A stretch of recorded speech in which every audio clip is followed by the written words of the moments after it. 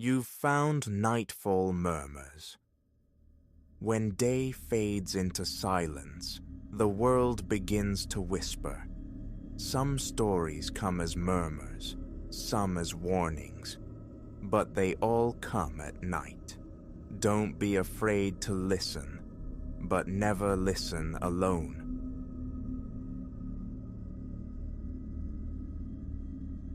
My lantern's arc sliced through the gloom, snagging on a gaze.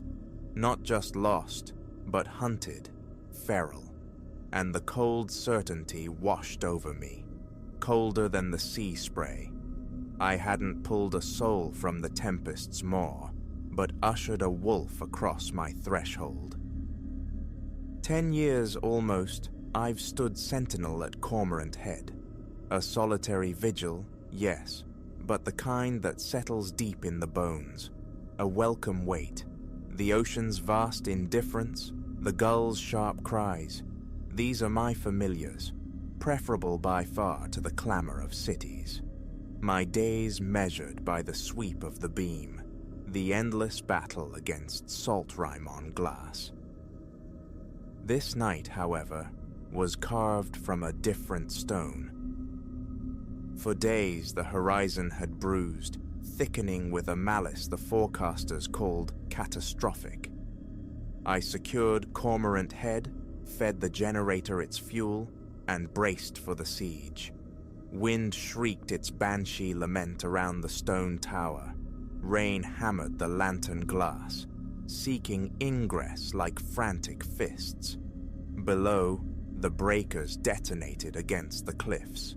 A ceaseless artillery defining the night's brutal majesty.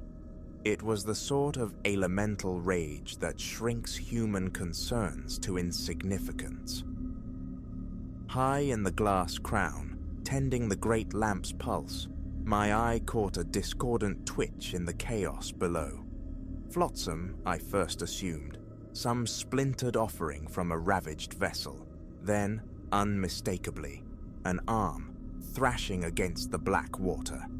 A jolt, sharp as lightning, pierced my solitude. Someone.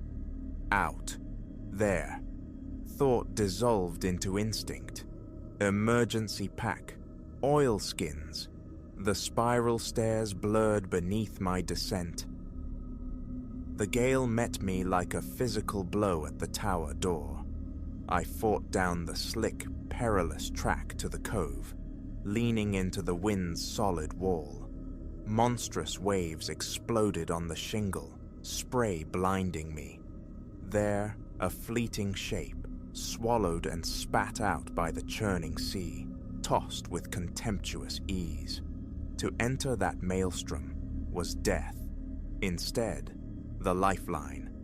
I whirled the rope, its weight a familiar counterpoint to the storm's roar. "Here!"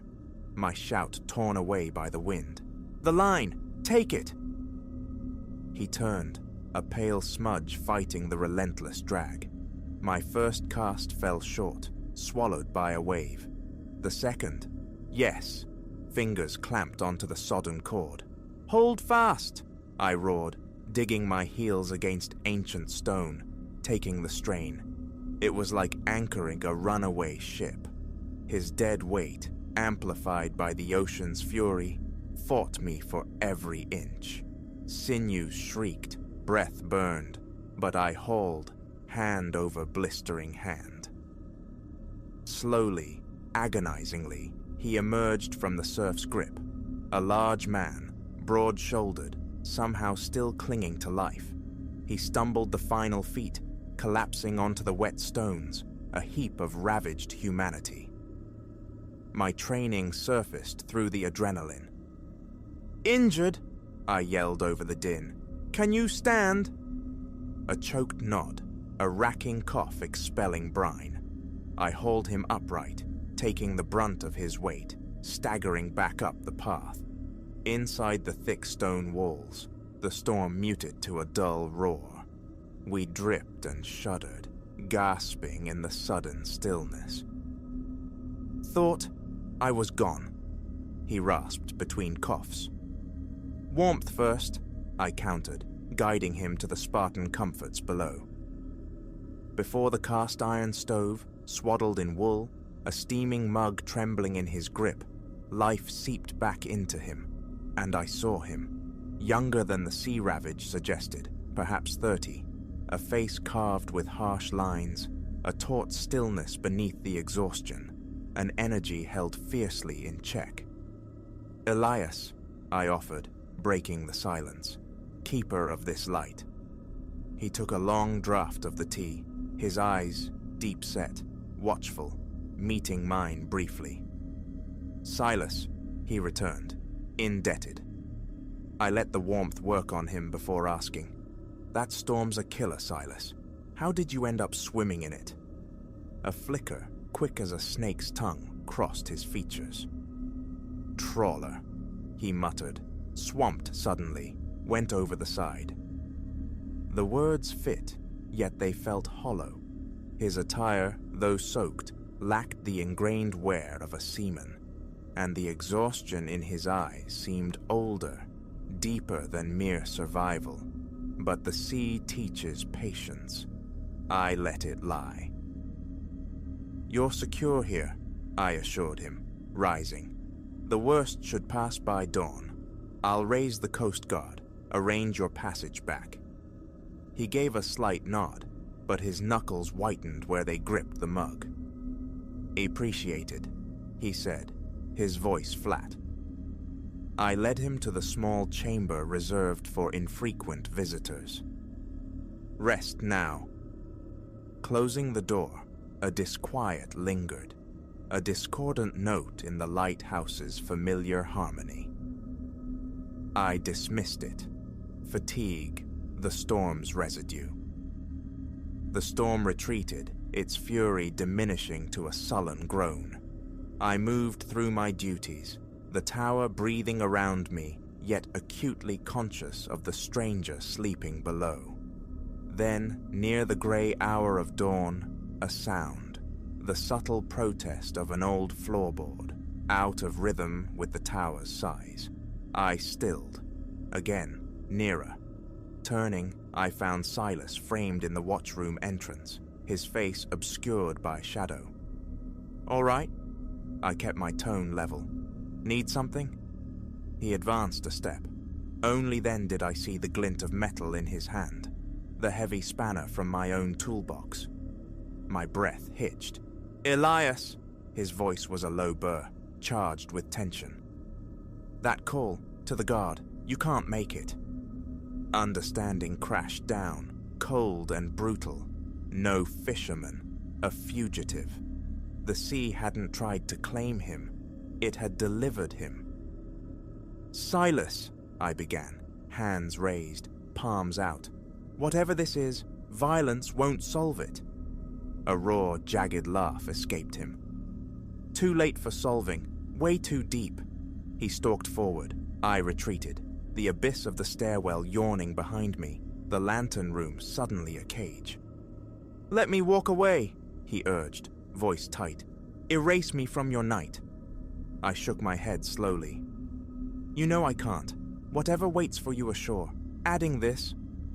A fleeting uncertainty crossed his face, instantly replaced by grim resolve. "Never going back." He erupted into motion, the wrench whistling past my ear as I instinctively dropped. Thrown off balance, he staggered towards the gallery railing surrounding the great lens. I launched myself at him, a desperate bid to disarm. We wrestled, a frantic, clumsy dance on the precipice. Outside, the wind still clawed at the tower, its howl swallowing our grunts, the scrape of boots on metal. His strength was formidable, born of desperation, but mine was fueled by the primal need to survive in my own sanctuary. Then, a slick patch of rain-wet grating betrayed him. His eyes widened in sheer terror as his balance failed, tipping him out over the low railing. An arm lashed out, fingers snagging my tunic. A horrifying instant where gravity threatened to claim us both. But the fabric tore, his grip failed, and he was gone. A single, ragged cry ripped through the wind as he plunged into the darkness towards the waiting fangs of rock below. Silence descended, broken only by the wind's receding moan. The wrench clanged onto the grating from my nerveless fingers. I stood, paralyzed, the horror of physical weight. Eventually, numbly, I descended the spiral stair, emerging into the fragile dawn. The storm had scoured the world clean, leaving behind bruised pastels in the sky, a terrible beauty. Down in the cove, amidst the jagged stones, lay Silas, shattered and inert. The incoming tide whispered around his boots, already beginning its patient reclamation. The truth of the night pressed down, immense and suffocating, a choice stark and unavoidable. Returning to the tower's quiet hum, moving like a somnambulist, I keyed the radio. "Cormorant Head Station." My voice was a stranger's, thin and distant. "Reporting an accident." They called it misadventure, a tragic casualty of the tempest. A desperate man dashed against the rocks while seeking refuge. The official narrative sealed, clean and final. Only I carry the jagged edges of the real story, a hidden weight within the lighthouse's steady pulse. I remain Elias, keeper of the light at Cormorant Head. The sea and the gulls still offer their austere solace.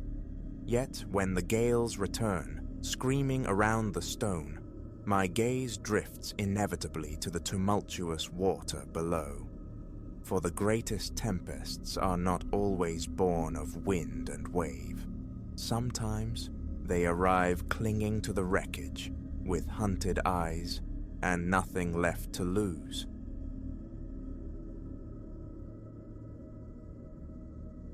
The instant the ghost image danced across the monitor's phosphorescent glow, I felt the familiar humdrum rhythm of my night shatter.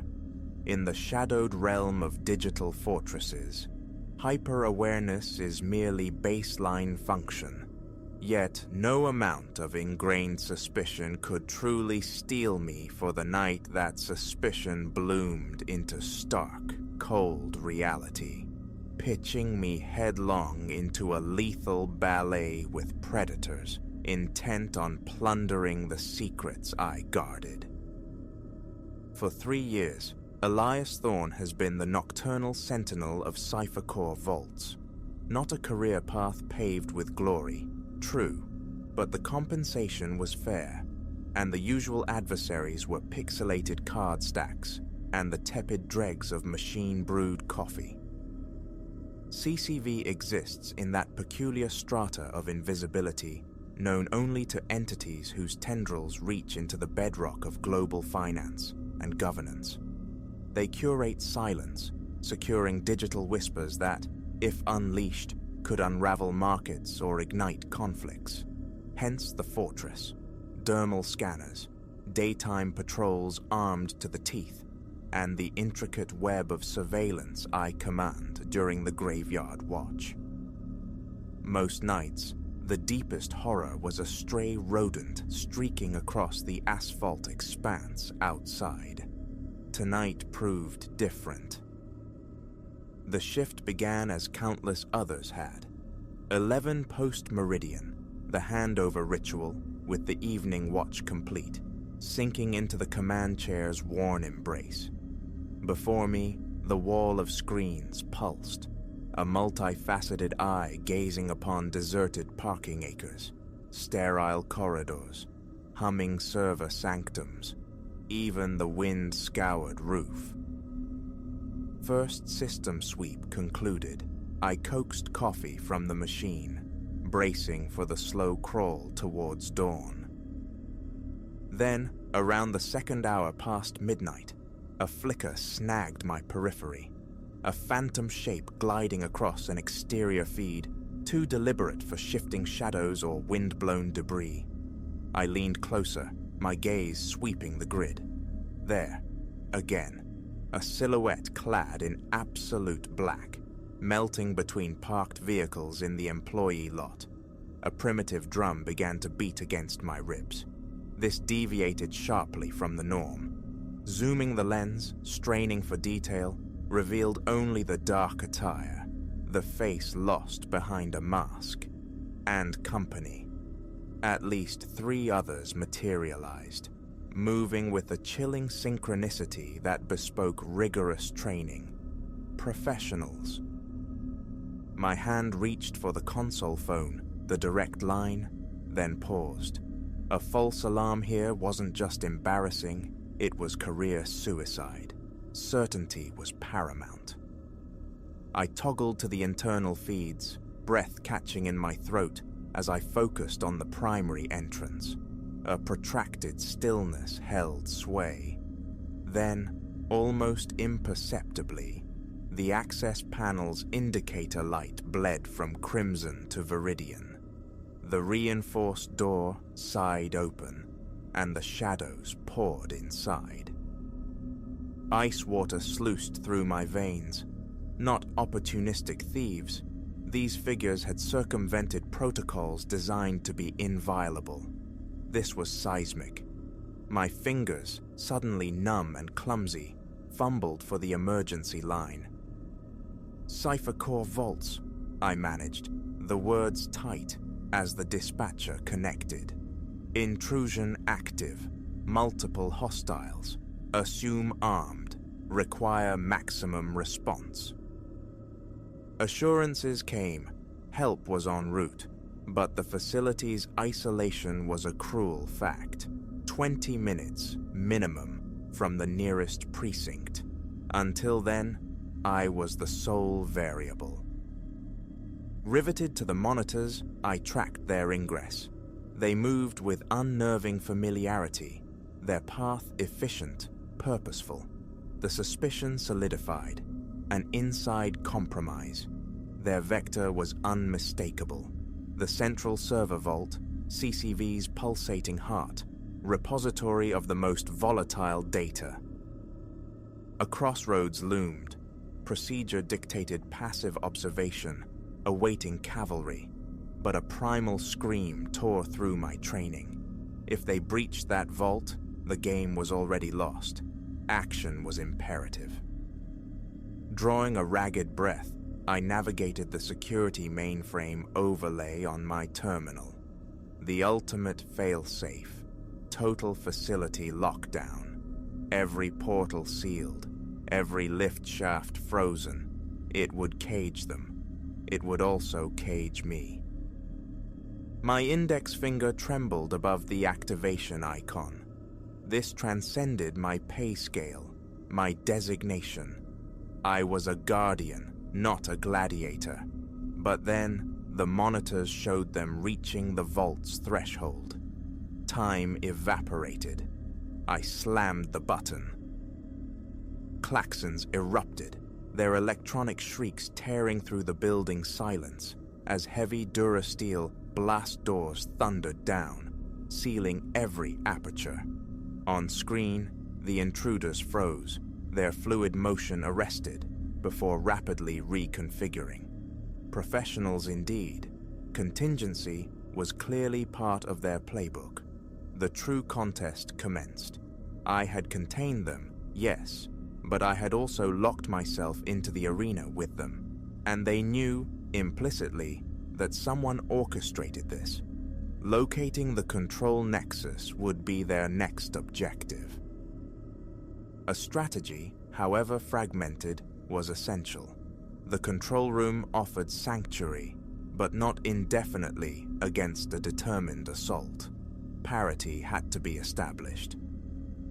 I extinguished the primary lighting grids, plunging the entire facility into profound darkness. They would possess night vision capabilities, undoubtedly, but navigating absolute black would impede them. Conversely, every camera feed offered me infrared clarity. I held the advantage of sight. I watched them regroup, communicating through compact gestures. 3 pressed on towards the server vault. 1 detached, vectoring towards my position. Sweat slicked my palms as I monitored his methodical advance, clearing rooms as he progressed. Time for the next gambit.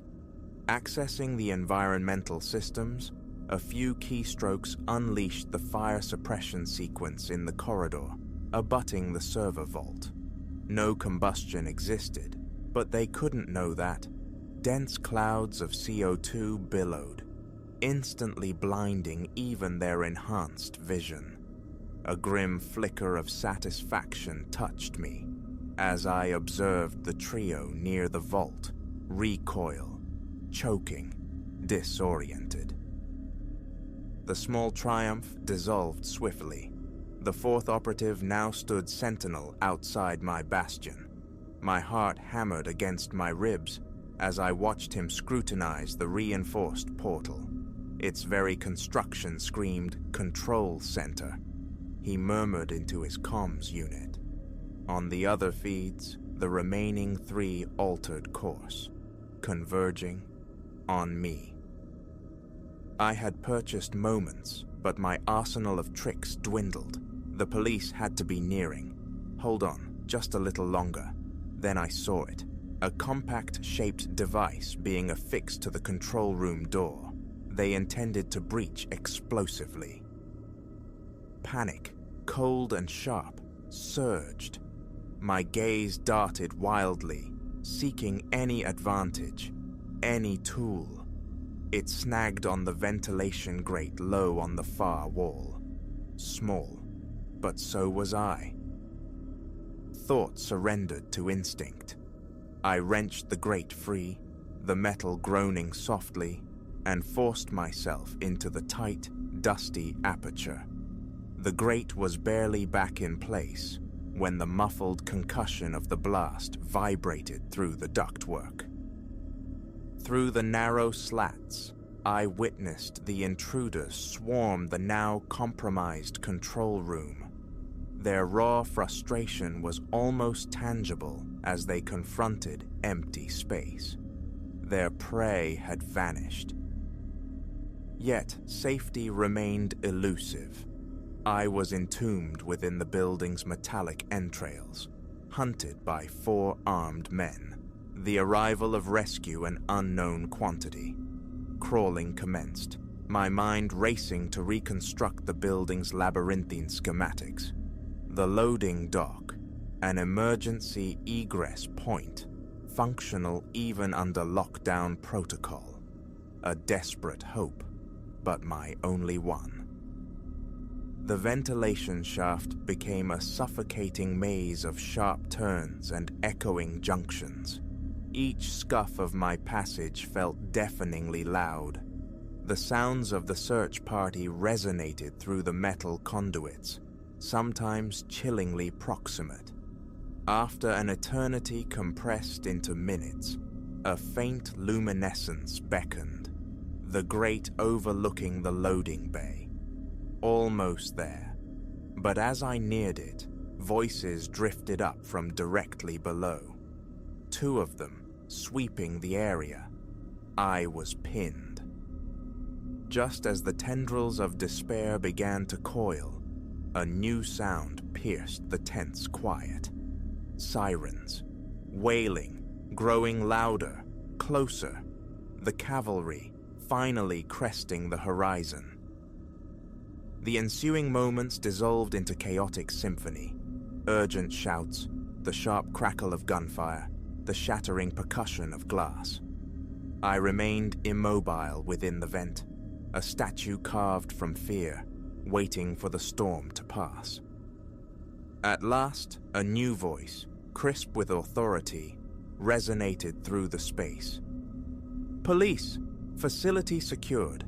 Exit with your hands visible." A wave of profound relief washed over me, buckling my knees within the cramped shaft. It was finished. We prevailed. The aftermath unfolded in a disorienting montage of official statements and tactical debriefings. The intruders apprehended. The invaluable data untouched. My actions lauded. Commendations a substantial bonus. Yet, as the adrenaline tide receded, leaving the stark shoreline of reality exposed, a fundamental recalibration occurred within me. The presumed safety, the comforting monotony of my existence, illusions stripped bare.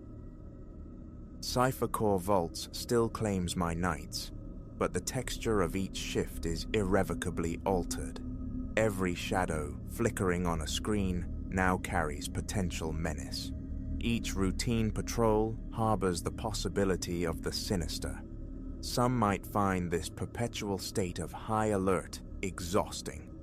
For me, it serves as a constant touchstone, a reminder that the fragile membrane between stability and pandemonium, between security and catastrophe, can sometimes rest upon the shoulders of a single individual compelled to act when everything hangs in the balance. And so, I sit within my command center, eyes fixed on the glowing monitors, poised for whatever darkness the next hour might unveil. Because in this profession, paranoia isn't merely an occupational inconvenience, it's the very currency of survival.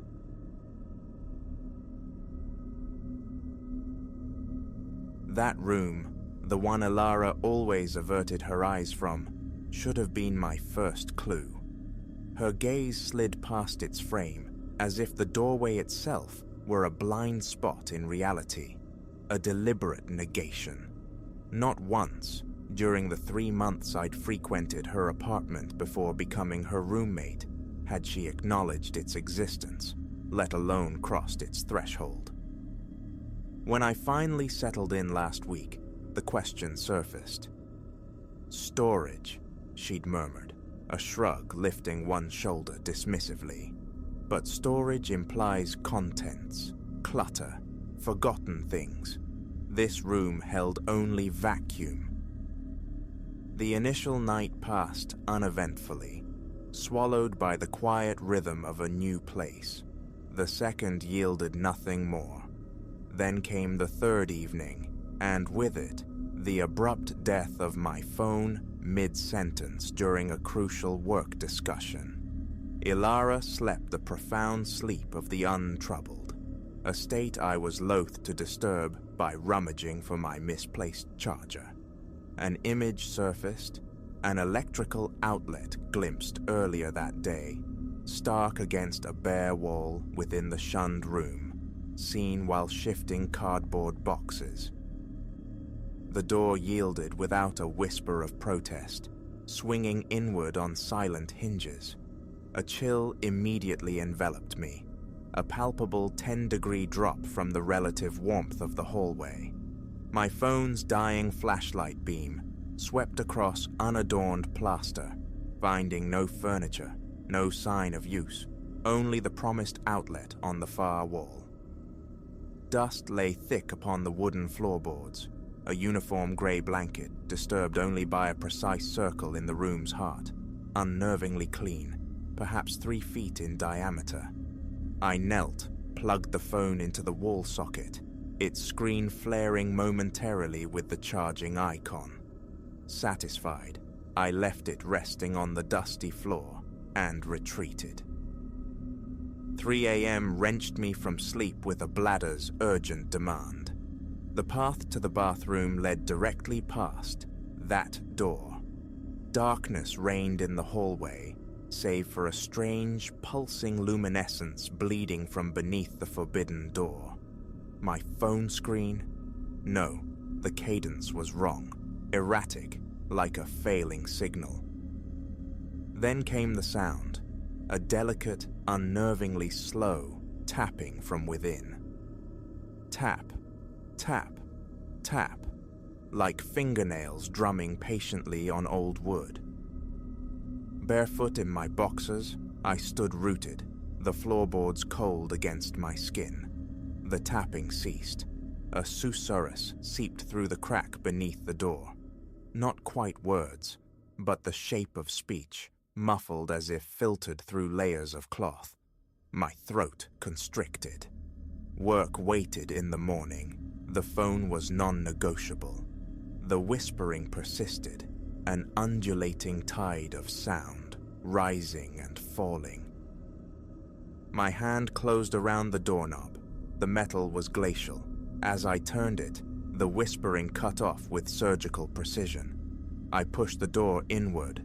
My phone lay inert where I'd left it, screen black, the charging indicator pulsing a steady, rhythmic green. The room yawned, vacant, but the dust-free circle at its center had expanded, now easily 4 feet across. A tremor took hold of my hands as I snatched the phone, yanking the charger cord from the wall with clumsy haste. I almost fumbled the device. A dash to the bathroom, then a scurry back to the perceived safety of the bedroom. Ilara hadn't moved. I lay rigid until the gray light of dawn, straining my ears against the silence. The following day, blurred, concentration shattered by sleeplessness, neck muscles knotted tight. Over a solitary lunch, I texted Ilara, "Hey, what's the real story with the empty room? Old tenant clear out or something?" An hour crawled by before her reply appeared. "Don't really use it. Better that way." Better that way. The phrase coiled unpleasantly in my gut. My subsequent call went straight to her voicemail. That evening, Ilara worked late. I picked at delivery pizza on the sofa, forcing my gaze away from the hallway's shadowed maw. Around 10, the familiar scrape of her key sounded in the lock, but preceding her entrance, overlaying the mundane sound, came the other noise. Tap, tap, tap. Emanating unmistakably from the empty room. The instant Ilara stepped inside, looking drained, the tapping vanished. She offered a fleeting kiss to my cheek and moved towards the bathroom. I followed. "Ilara, that room, we need to discuss it." The shower hissed to life. "What about it?" Her voice was muffled by the spray. "I heard things, last night, and just now, before you came in."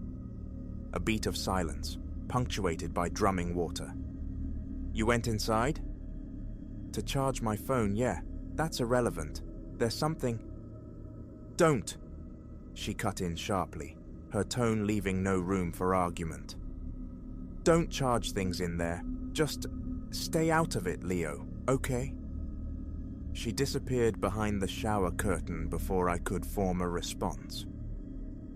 Later, cocooned in bed beside Ilara's steady breathing, I watched the digital clocks glow.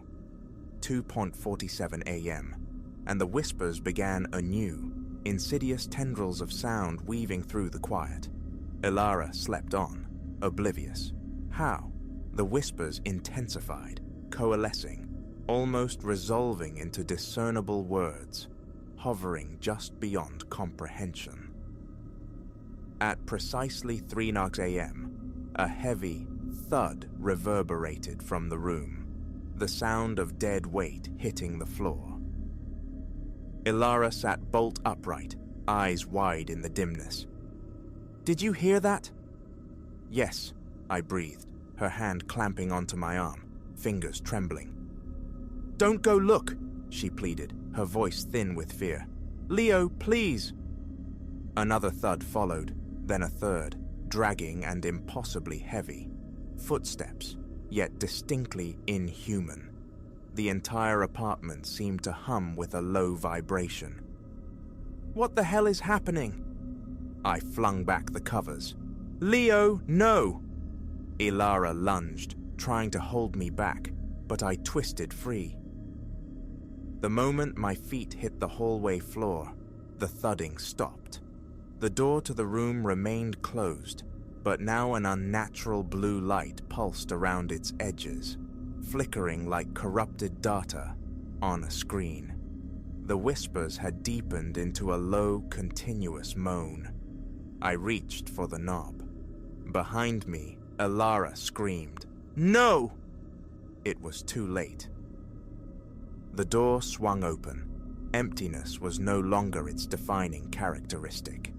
The clean circle in the dust had consumed the entire floor space, leaving no trace of the previous grime. And in the center stood a figure, impossibly tall, skeletally thin, its proportions grotesquely elongated, its head grazing the ceiling. It possessed no face, only smooth, pallid skin stretched taut over a vaguely skull-like structure beneath. Arms like starved branches hung past its knees, fingers trailing languidly on the dustless floor. The eerie blue light rippled across its surface, fluid and unstable. As I stood paralyzed, it began a slow, deliberate turn of its head towards me. Where eyes should have been, there were only profound, lightless hollows. I slammed the door shut, the sound cracking through the apartment, and ran. Elara was already scrambling for her keys, her phone. We fled into the night, ending up parked outside a fluorescent-lit 24-hour diner, the car's interior a fragile bubble against the dark. "How long?" My voice was raw as the first hints of dawn stained the sky. "How long has it been in there?" Elara stared fixedly through the windshield. "Since I moved in, 2 years back, the landlord, he said the room was part of the deal, non-negotiable, couldn't paint it, couldn't alter it." A brittle laugh escaped her. "The rent was obscenely low. Now I understand the discount." "Why didn't you warn me?" The accusation hung heavy between us. "Would you have listened? Honestly, Leo? Would you have moved in if I'd told you my spare room housed that?" Silence answered her. We both knew the truth. "It never emerged before," she continued, her voice flat. "It stayed put until you introduced electronics. That charging phone, it must have fed it somehow, drawn it out. I don't know." That morning, we drove to her parents' house. Movers were summoned, instructed to retrieve our belongings, everything except the contents, or lack thereof, of that room. Elara broke the lease, forfeiting the security deposit without a second thought. Our new place costs significantly more, but each room feels blessedly mundane, usable. Yet the quiet hours retain echoes, not actual sounds, but memory ghosts. Tap, tap, tap. I find myself pondering that vacant space, wondering who occupies that apartment now, whether they've felt the chill, or perhaps needed to charge a dying phone. Elara refuses to speak of it. The old lease, bearing the address we try not to recall, vanished into the trash. But last week, I saw her hastily delete a text message from her former landlord, an unknown number. Just 4 words lingered on the screen before vanishing. "The room misses you." I purged my contact details from the moving company's records, switched email providers, ported my number to a new carrier. No loose ends, because sometimes, very late, my phone screen will flicker with that familiar, sickly blue light. In those moments, the whispers resurface, swelling just beneath the threshold of hearing, almost intelligible. But comprehension is the last thing I want. Some doors are meant to remain shut, some rooms deserve their emptiness, and some messages demand only silence, regardless of their persistence. Last night, my new phone died without warning.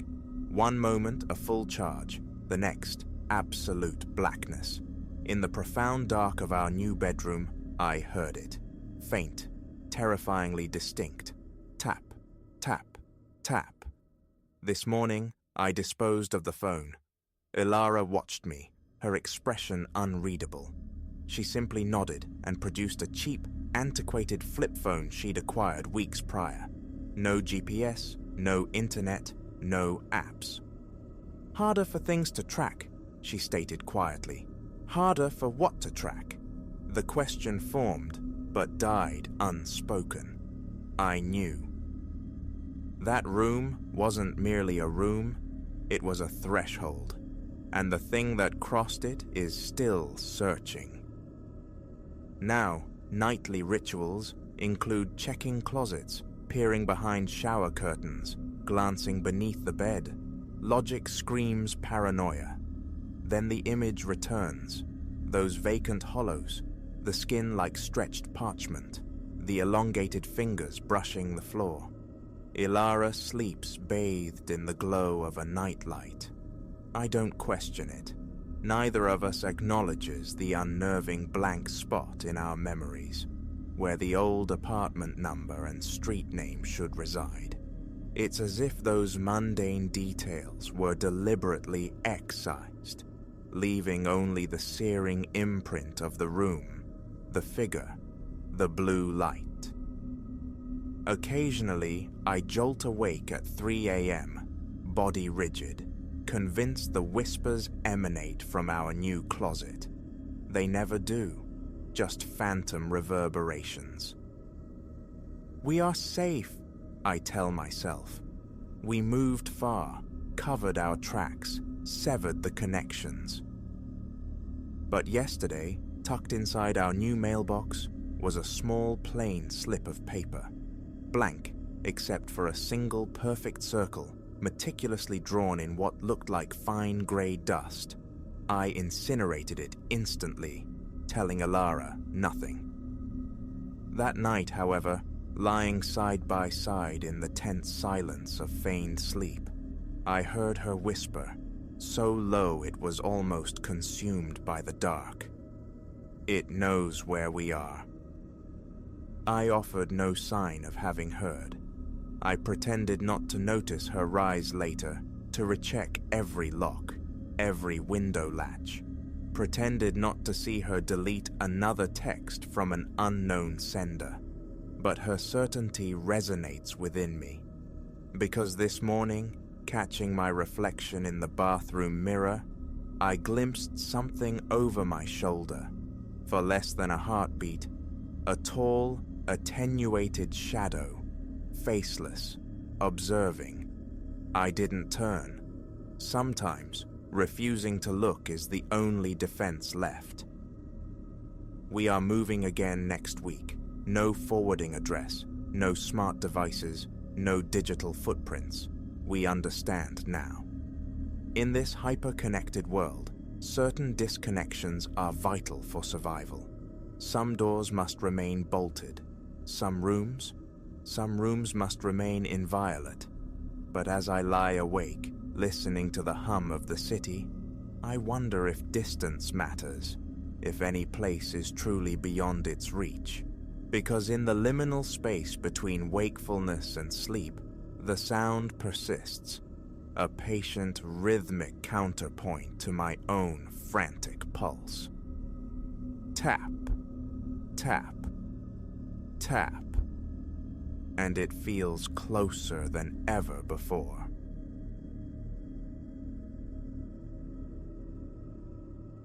The vitrine's surface yielded like cool mist beneath my touch, a shiver tracing constellations down my spine.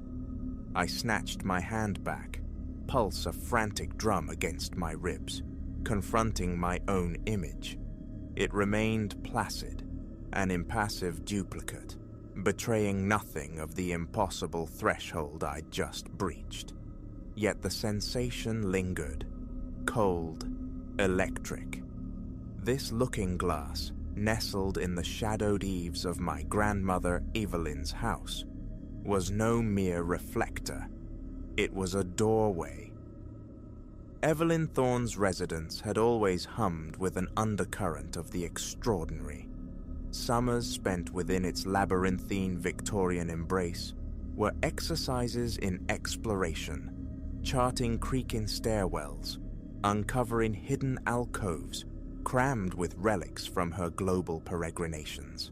An archaeologist by trade, a collector of enigmas by nature, she'd filled the house with curiosities, but the attic remained sacrosanct, a locked mystery. When the time is right, Ilara, she'd deflect my childhood pleas, her eyes holding distant horizons. Now, at 25, adrift after academia, I'd returned to sift through the remnants of her life, her recent passing acquired finality. The attic key, intricate and cold, felt momentous in my pocket as I ascended the narrow steps, my flashlight beam cutting through a nebula of disturbed dust. I'd braced myself for forgotten treasures, perhaps leather-bound journals chronicling desert digs or jungle expeditions. What greeted me instead was a disorienting gallery of captured light. Mirrors. They leaned against steamer trunks, hung suspended from rafters like frozen portals, crowded the walls, a congregation of reflections in frames ranging from Baroque extravagance to austere simplicity. Yet one commanded the space. Taller than I, framed in serpentine coils of argent metal that seemed to drink the dimness and exhale a faint luminescence, it stood sentinel. Approaching, my reflection warped, undulating as if submerged in deep water. Captivated, I extended a finger, tracing the strange frame, then tentatively touched the glass. It offered no resistance. My fingertip vanished into its surface as if into smoke. Recoiling, mind scrambling for purchase on reality, I stood rooted. Hallucination? Some elaborate trick acquired on Evelyn's travels? Or something infinitely stranger, whispered about only in forgotten folklore? Logic offered no solace. There was only the pull of the unknown. Gathering a breath that felt thin and inadequate, I committed. A moment of pressure, a yielding tension like pushing through cool gelatin, and then the abrupt, shocking immersion of stepping into frigid water. I was through. I stood in a woodland utterly alien. Trees like titanic pillars of amethyst soared towards an unseen canopy, their foliage shimmering with internal light. The air, thick and cloyingly sweet, carried luminous spores drifting like sentient embers. Behind me, the mirror hung, a stark rectangle of displaced reality amidst the phantasmal flora. "Gods!" I breathed, turning slowly, overwhelmed. "Evelyn, what was this?" A susurrus in the iridescent undergrowth answered, the distinct sound of movement. Something substantial approached, panic flared, a primal urge to retreat, to scramble back through the shimmering gateway. But before I could react, a figure emerged from between the violet bowls. It possessed a humanoid grace, but was distinctly other, impossibly slender, its skin shimmering like oiled nacre, its eyes vast pools swirling with captured starlight. It observed me with an unnerving, profound curiosity. Greetings?" The words felt absurdly small, brittle in the strange air. "I mean no harm." The entity inclined its head. Sound bloomed, not from a mouth, but as a complex resonance within my own skull, musical tones coalescing into comprehensible thought. "Welcome, initiate. Long has it been since your kind traversed the shimmering path." "My kind?" My voice trembled. "Humans? Did my grandmother come here?" The nebulae in its eyes spun faster. The first voyager? Aye. She walked this realm many cycles past. She sought understanding and shared much. My world tilted. Evelyn, here, in this impossible dimension. How often? What had she learned? I can't grasp this, I stammered. What is this place? How could she? This is but one strand in the great tapestry, the being conveyed. Your elder one found a crossing by fortune, as humans occasionally do. Yet she returned deliberately, time and again, pursuing knowledge woven between worlds.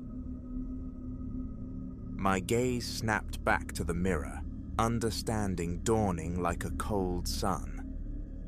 The mirrors, in the attic, they're all thresholds, aren't they? To different realities?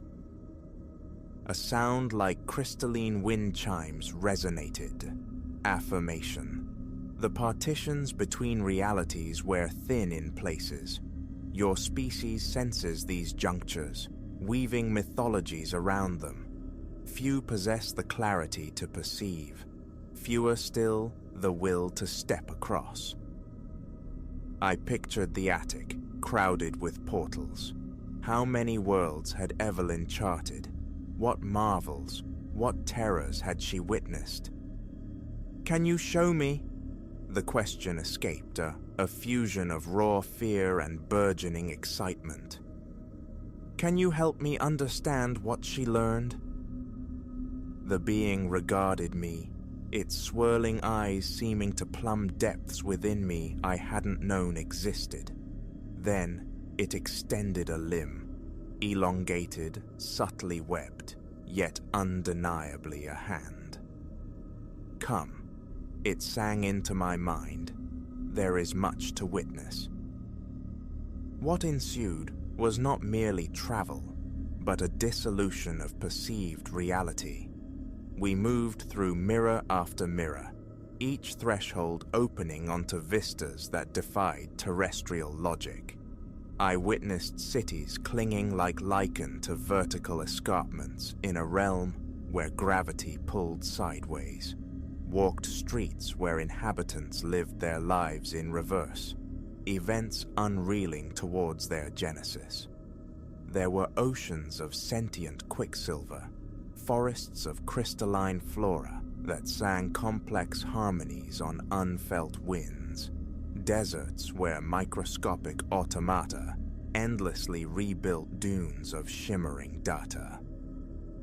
In every realm, sentient life existed, some echoing human form, others gloriously, terrifyingly abstract, yet all recognized the concept of humans, the rare voyagers who crossed the veil, and universally they spoke of my grandmother, Evelyn Thorne, with reverence.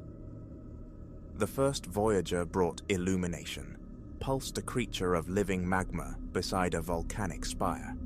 She gifted us concepts of your sciences, your artistic expressions. She learned the deep songs, trilled an entity composed of pure sound waves in a dimension of endless music, and left echoes of her own melodies among us. Everywhere, evidence of exchange, Terran artifacts enshrined in alien archives, human philosophical concepts woven into cosmic dialogues. Evelyn hadn't just observed, she had engaged, learned, and brought back wisdom that dwarfed earthly understanding.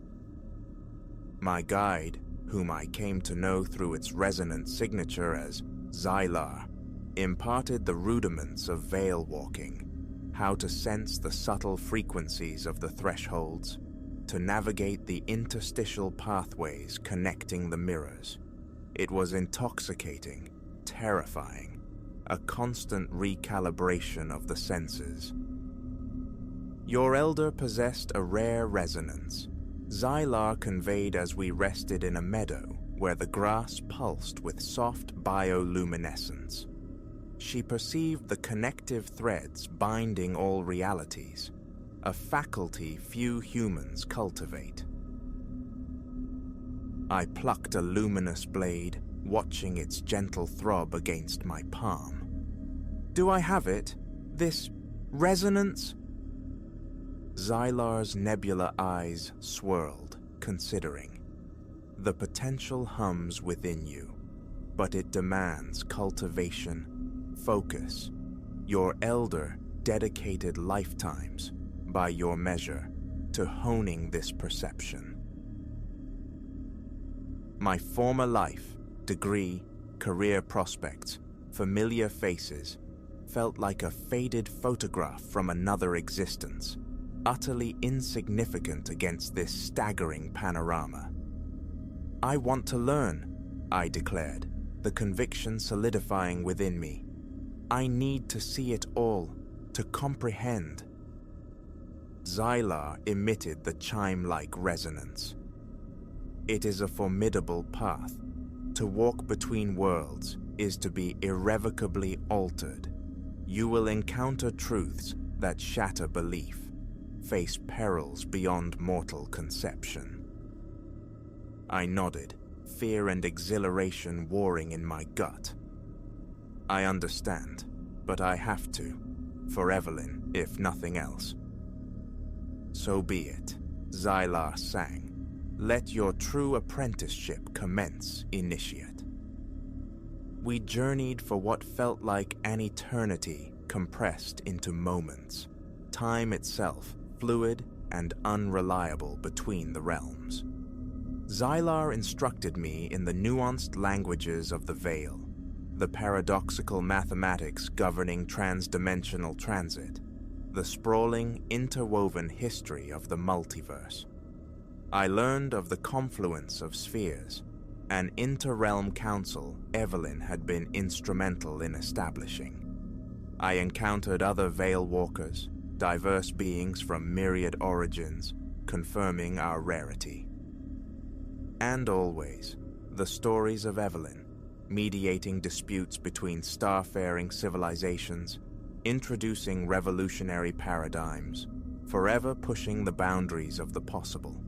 She wasn't merely an archaeologist, she was an architect of interdimensional understanding. As my awareness expanded under Xylar's tutelage, I felt the profound change taking root. Reality itself became mutable, porous. I could feel the subtle tides of energy flowing between worlds, perceive the gossamer filaments linking disparate existences. With this heightened perception came a crushing weight of responsibility. Evelyn hadn't just explored, she had become integral to this cosmic web. Now her unfinished tapestry seemed to fall to me.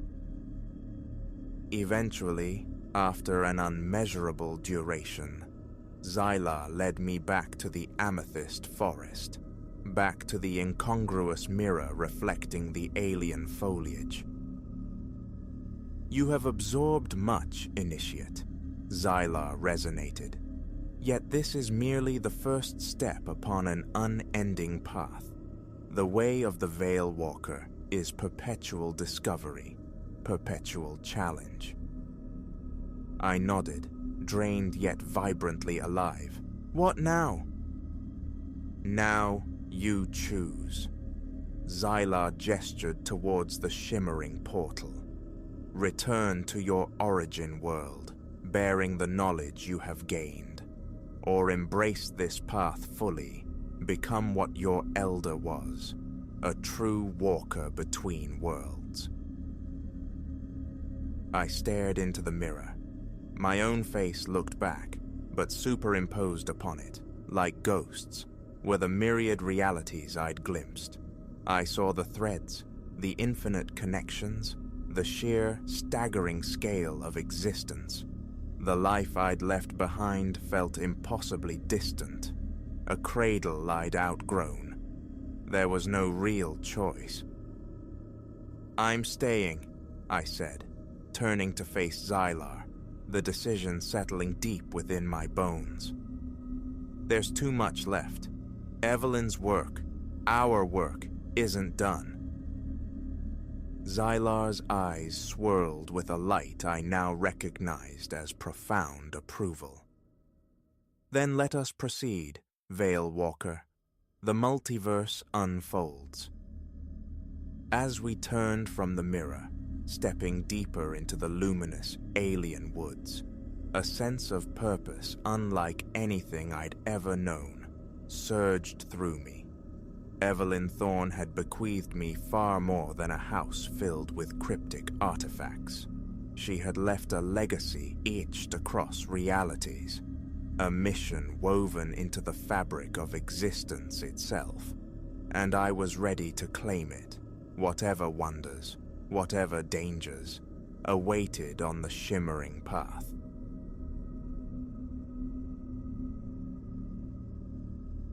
"2 a.m. wrenched me from sleep, a hammer pounding behind my eyes, forged from stale air breathed too long and the low threnody of ancient wiring.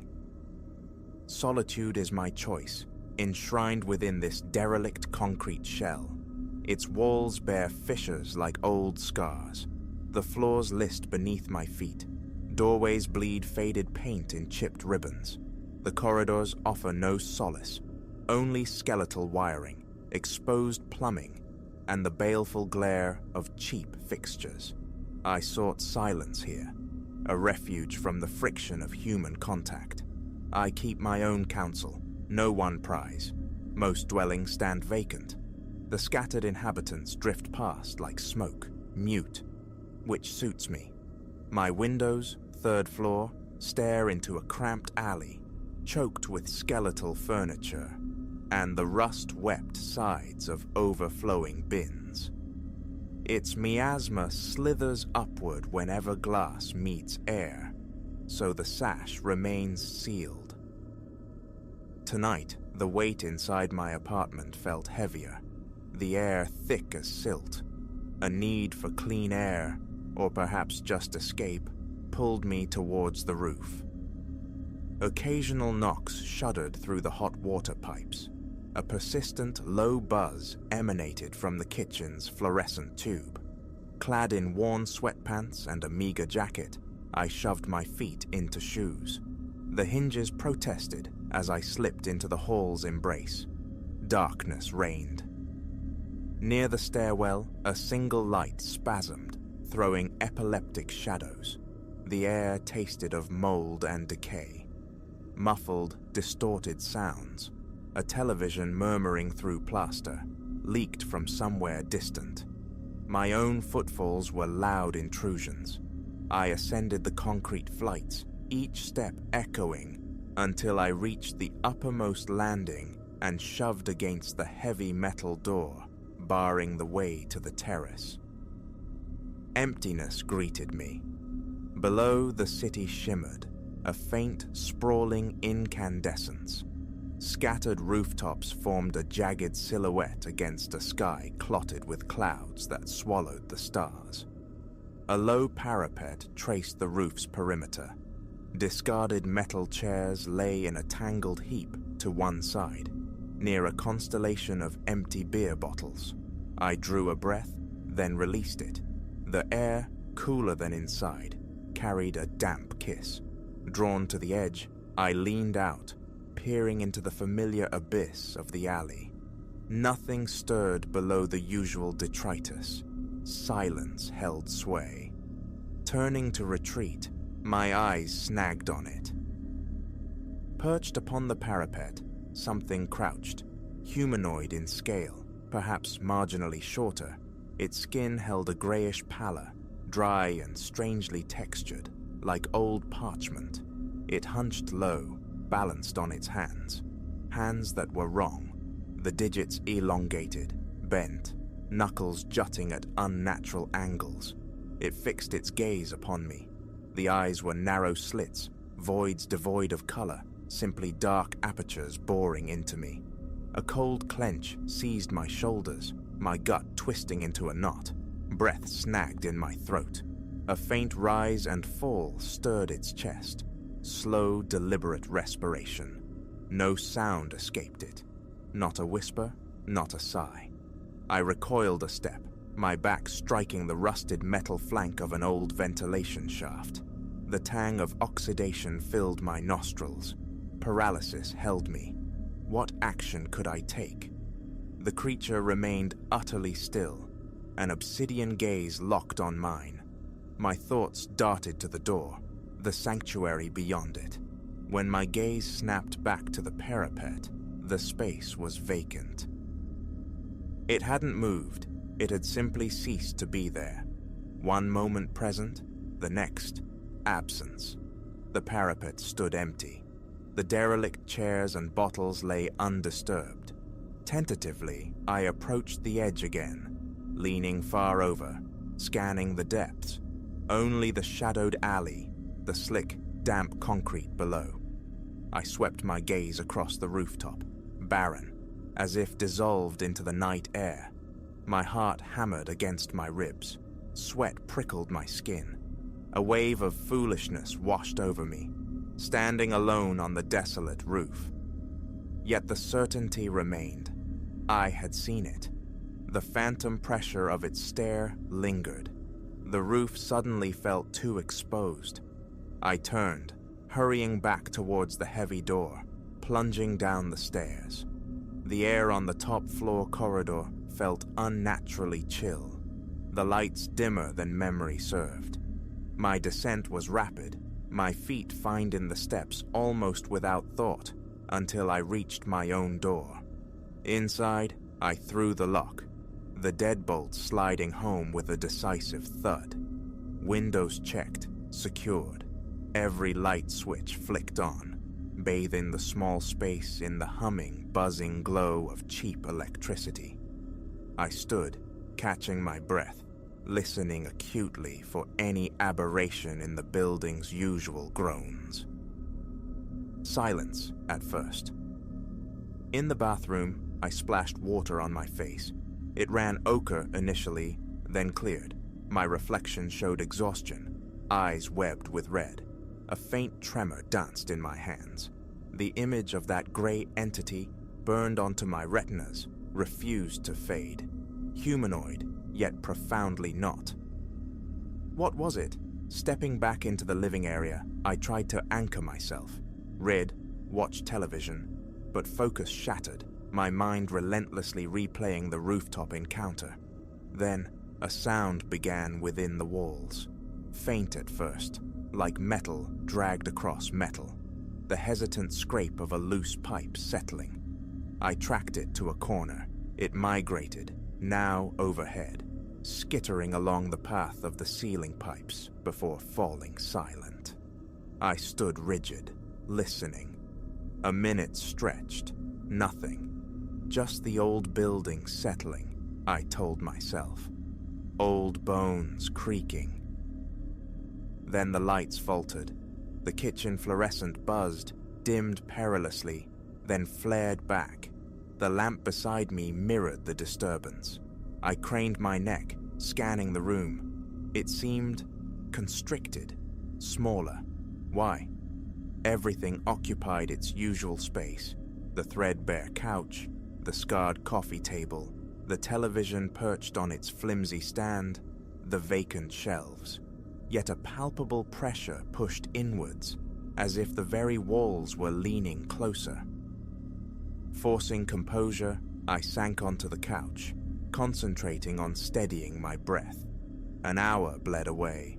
The television mumbled on low volume, some forgotten late-night program flickering unnoticed. Another stutter from the lights. Then, a sharp pop resonated from the hallway just outside my door. A quick, brittle snap, like thin metal yielding. Rising, I pressed my ear to the door panel. A whisper, the ghost of breath, indiscernible. I eased the lock open, cracked the door. The corridor lay steeped in gloom. The far light gave another weak flicker. Nothing else moved. I closed the door softly. Turning back into the room, a prickling sensation crawled up my neck. The undeniable feeling of presence, of not being alone. The apartment's silence now felt dense, watchful. In the kitchen, I rummaged in a drawer, my fingers closing around the reassuring heft of a heavy screwdriver. What defense it offered, I couldn't say, but its solidity was a comfort. I drifted to the window. Through the grimy pane, the alley lay shadowed, a sliver of the adjacent building visible. My own reflection stared back, weary but ordinary. Then, behind me in the glass, a shape shifted. Low, swift movement near the floor. I spun, screwdriver raised defensively. Nothing. Just the couch, the empty shelves. My heart resumed its frantic rhythm. I searched, behind the couch, beneath the table, pulling open the coat closet door. Empty. My mouth felt like dust. I reached for bottled water, but the taste was metallic. Wrong. I spat it into the sink. The pipe beneath shuddered, rattling. Peering into the cabinet, I saw the old, corroded plumbing. A single droplet swelled on a joint, detached, and struck the cabinet floor with a dull tap. Extinguishing all but one lamp by the couch, I attempted sleep, curled in a corner of the sofa, wrapped in a thin blanket, facing the door. Futile. Each time my eyelids drooped, the gray figure materialized behind them, those dark slits fixed upon me. Eyes snapping open, I stared at the door, marking the sluggish crawl of minutes. Faint tapping resumed within the walls. Ignore it. I must have drifted, sleep ambushing me, because a sudden jolt brought me back. The lamp flickered erratically. My watch showed nearly 4 a.m. The tapping was louder now, insistent. A definite sense of movement within the pipes, something navigating the building's hidden arteries. I stood, moving into my small entryway. The door remained securely locked. Outside, the hallway appeared unchanged, merely dim. Screwdriver still clutched, I stepped out. The air struck cold against my skin. The floor felt subtly tilted beneath my feet. Slowly, cautiously, I advanced along the corridor, listening. A metallic scraping emanated from the far end, near the stairwell. As I drew closer, step by hesitant step, the sound ceased. I peered down the stairwell's gullet. Darkness swallowed the lower floors. The building's chronic dimness seemed amplified tonight. The scent of damp concrete and settled dust thickened the air. My hand closed on the railing. Its surface felt rough, frigid. Then, a noise directly overhead. I looked up. A light fixture, floors above, flickered violently, buzzed, then died. Retreat, no more wandering. I turned back towards my apartment, but the corridor seemed to stretch before me. Elongated, I didn't remember this distance. My door, visible, felt impossibly far. My pace quickened, footsteps echoing unnaturally loud. Reaching it at last, breathless, I scrambled inside. Back within my 4 walls, dizziness swept over me. I sat on the couch, head cradled in my hands, listening to the ragged sound of my own breathing. The presence lingered, an invisible weight. Eyes open, I switched the television back on, low volume needing the distraction. Static snowed across the screen momentarily before resolving into an old rerun. Canned laughter echoed, sounding hollow, distant. Calm down, think, leave the building? Where would I go at this hour? The thought of the streets outside, especially now, repelled me. A compromise. Check the main entrance, perhaps the lobby. The threshold to the outside world would offer some perspective. Keys in hand, I ventured out again. Descending the stairs, I noticed the overhead pipes. They vibrated gently, an irregular rattling, like something tapping rhythmically from within. I fought the image of what might reside inside those metal conduits. Reaching the lobby, small, cramped, lit by a single flickering bulb above the glass front door, I peered out. The street lay deserted, save for parked cars and a stray cat investigating a dumpster. Mundane normalcy. I stood by the door, the urge to flee warring with inertia. Then I registered my appearance. Old sweats, thin jacket, no wallet, no phone. Just keys and the screwdriver heavy in my pocket. Hesitation anchored me. Was I prepared to wander the pre-dawn city looking like a fugitive? Turning, I faced the corridor leading back to the stairs. For a disorienting instant, it seemed to warp, bending slightly away from true. I blinked hard, normal again. Just the building, playing tricks on tired eyes. Back to the apartment. Wait for daylight. Surely daylight would dispel this wrongness. Climbing again, the scraping within the pipes intensified, accompanied now by a faint odor like burnt dust.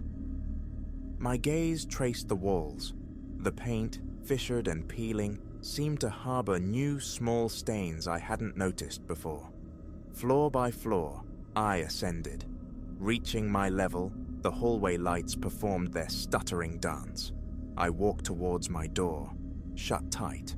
Unlocking it, I stepped inside. Quiet. I secured the door, engaging the chain lock this time. Another sweep. Bathroom, closet, under the bed frame, behind the couch. Empty. I cracked the window, just an inch. A faint breeze entered, carrying the alley's signature rot. I slammed it shut again. I slid down against the wall, sitting on the floor, facing the door. Screwdriver gripped tight. Every muscle remained coiled, tense. Relaxation felt impossible. Listening. The pipes groaned softly, then fell silent. The low hum of the lights persisted. Outside, the distant wail of a siren rose and faded, leaving deeper silence. Sweat beaded on my forehead. I rubbed my stinging eyes. Another hour crawled past, closer to 5 a.m. Perhaps the sky would begin to lighten soon. Rising, I went to the window. Still dark, only the faint orange glow of streetlights reflecting off low clouds. No hint of dawn. I returned to the door, listening intently. The hallway outside seemed quiescent now. I eased the door open a fraction. It looked normal. Stepping out, a familiar tightness constricted my chest. The light overhead flickered. My gaze traveled to the end of the hall. A shape coalesced in the dimness, vague, indistinct, like a deeper shadow detaching itself from the others. I strained to see, and it vanished. My heart hammered anew.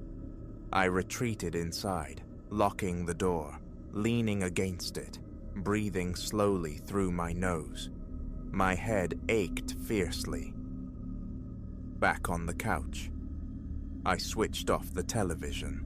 Silence felt preferable now. I listened to the rhythm of my own breathing. My knuckles were white where they gripped the screwdriver handle. An ache bloomed between my shoulder blades from sustained tension. My mouth was parched. I drank water straight from the tap. Stale, but the metallic tang was gone. I swallowed slowly. The hours stretched, thin and brittle. Around 6, the first grudging suggestion of daylight filtered through the dirty window pane. The building's nocturnal noises subsided. The pipes settled into their usual distant ticks and groans. The lights burned steady. When I risked checking the hallway again, it held its proper dimensions. Nothing lurked in the shadows. I sat by the window, watching the alley gradually resolve into clearer lines, the shapes of bins and broken chairs emerging from the gloom. The sky remained a uniform, dull gray. Safety felt distant, but the suffocating sense of entrapment eased slightly. What transpired last night? The rooftop encounter felt undeniable. The building's subsequent strangeness, equally real. But now, in the flat light of early morning, a weary quiet prevailed. I stood, stretching stiff limbs.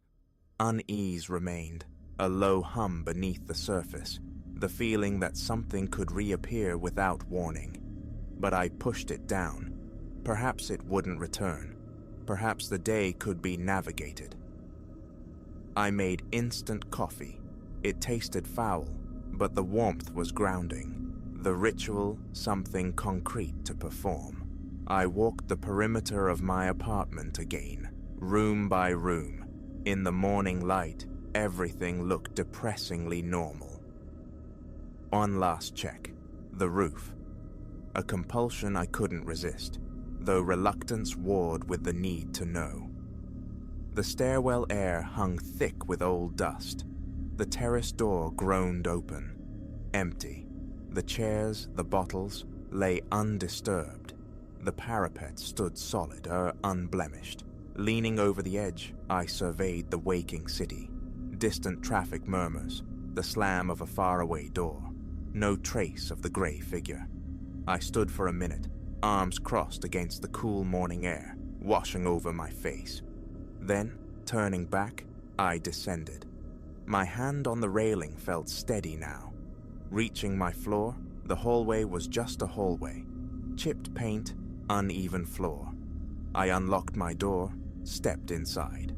The apartment smelled of stale coffee and yesterday's air. Throwing the window wide, I let the morning in. Not fresh exactly, but lighter than the suffocating atmosphere of the night. I don't know what it was. The thing on the roof, why it appeared, or why the building itself seemed to twist in its wake. I know only the bone-deep exhaustion, the frayed edge of my nerves. I sit, trying to gather myself. I will endure the day. Stay here, remain quiet, hope it was an aberration, a nightmare that bled into waking hours. I try not to picture the eyes without pupils, not to hear the memory of scraping inside the pipes.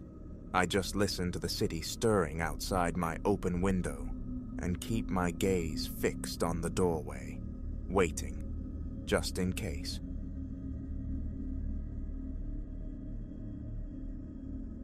Route 99 unspooled like a black ribbon through interminable pines, the night absolute beyond the twin beams gouging a path ahead. 3 hours swallowed by the drive, 5 promised until home after my cousin's nuptials, when the flicker appeared. An aged pickup listing onto the gravel verge, its hazard lights pulsing a faint, erratic heartbeat in the gloom. Instinct urged caution, the Samaritan reflex kicking in on this desolate artery. But as velocity bled away, a disquieting detail surfaced, phantoms coalescing in the headlight wash. Not one, but several large canines, circling the derelict truck. Doors gaped wide, swallowing the darkness, yet no human form emerged. Only the dogs, their movements unnerving, not the random explorations of strays, but a tight, almost ritualistic pacing, a perimeter. My foot hovered, easing pressure on the accelerator, maintaining just enough impetus for escape. Then, the beams swept wider, snagging on it, a silhouette detaching itself from the truck's deeper shadow.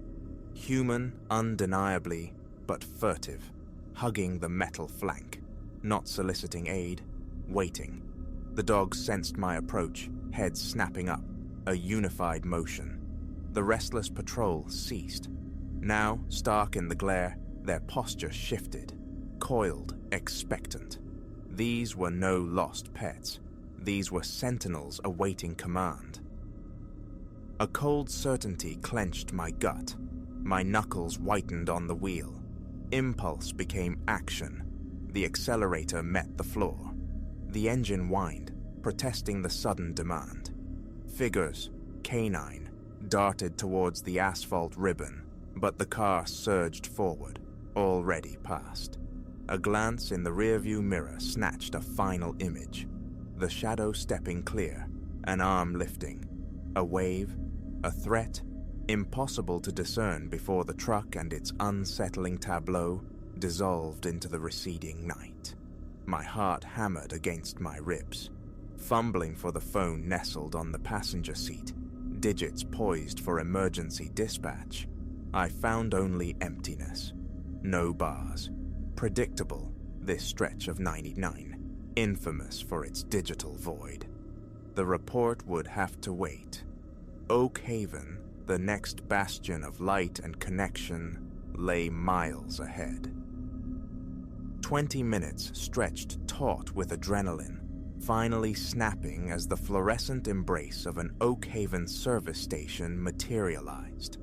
Hands still trembling, I relayed the encounter to the 911 operator, the mention of the dogs lending sharp credence to my words. Mine, it transpired, was not the first call painting such a picture. Trained animals, a desolate highway. While patrol cars vectored towards the coordinates I'd given, the station attendant, a woman named Agnes, with eyes that had seen too many long nights, slid a steaming mug across the counter. "You trusted your gut. Smart," she murmured, her expression etched with concern. "Been a spate of incidents. Folks pull over, thinking breakdown, thinking help, and walk right into trouble." She elaborated on the pattern the local constabulary was piecing together. Vehicles staged like traps, doors invitingly ajar, the dogs, a calculated layer of intimidation, and unseen figures lying in wait for the well-intentioned. No serious injuries yet, she stressed, but the close calls were mounting. "The dogs, that's the newest wrinkle," Agnes added, topping off my coffee. "Plays on the heartstrings, see? Makes you pause, check if the driver's alone, gives them that crucial moment. They bank on that hesitation." My phone buzzed before the coffee cooled. Dispatch again. The pickup had vanished, leaving only disturbed gravel and tire tracks confirming recent stops.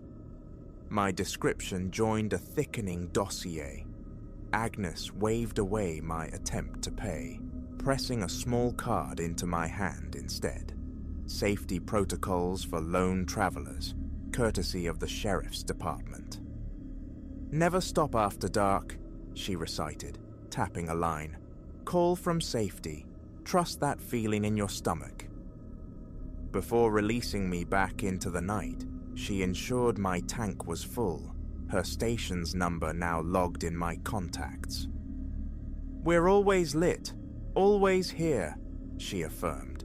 "Anyone needs a hand, they call us. We get the right people rolling, or our own tow truck."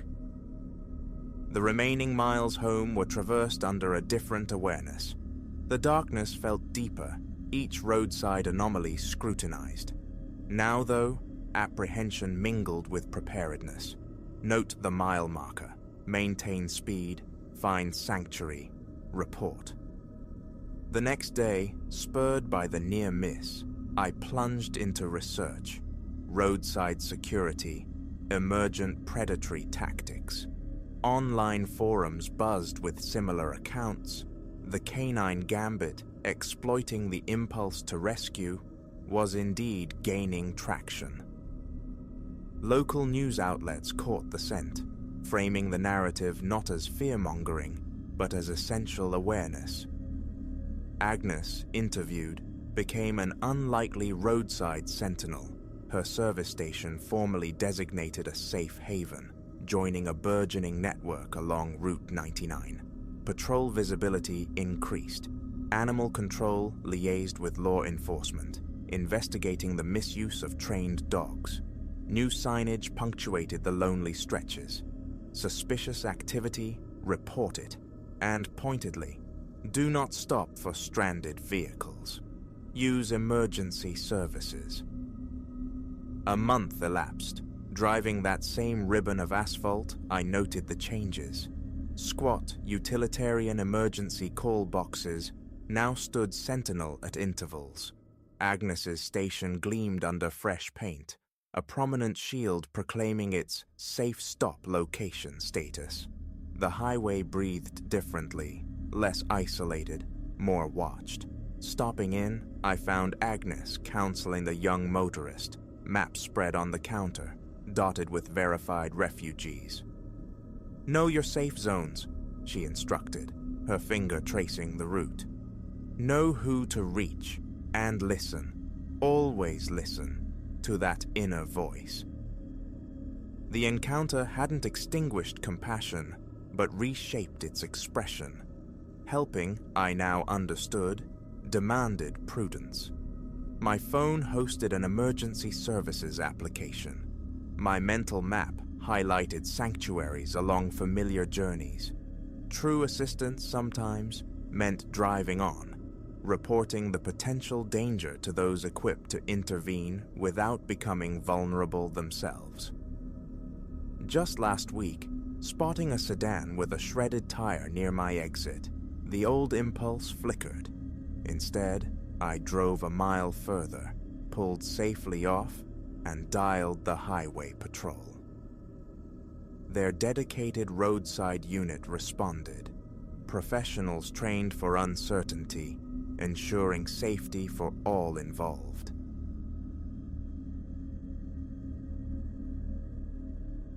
Inheritance arrived not with ceremony, but with the scent of decay. My parents' house, a husk left vacant for years, held no promise of uncanny discoveries.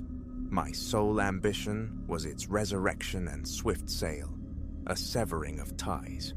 Yet, standing before it on a Friday morning, the air thick with neglect, unease began its subtle creep.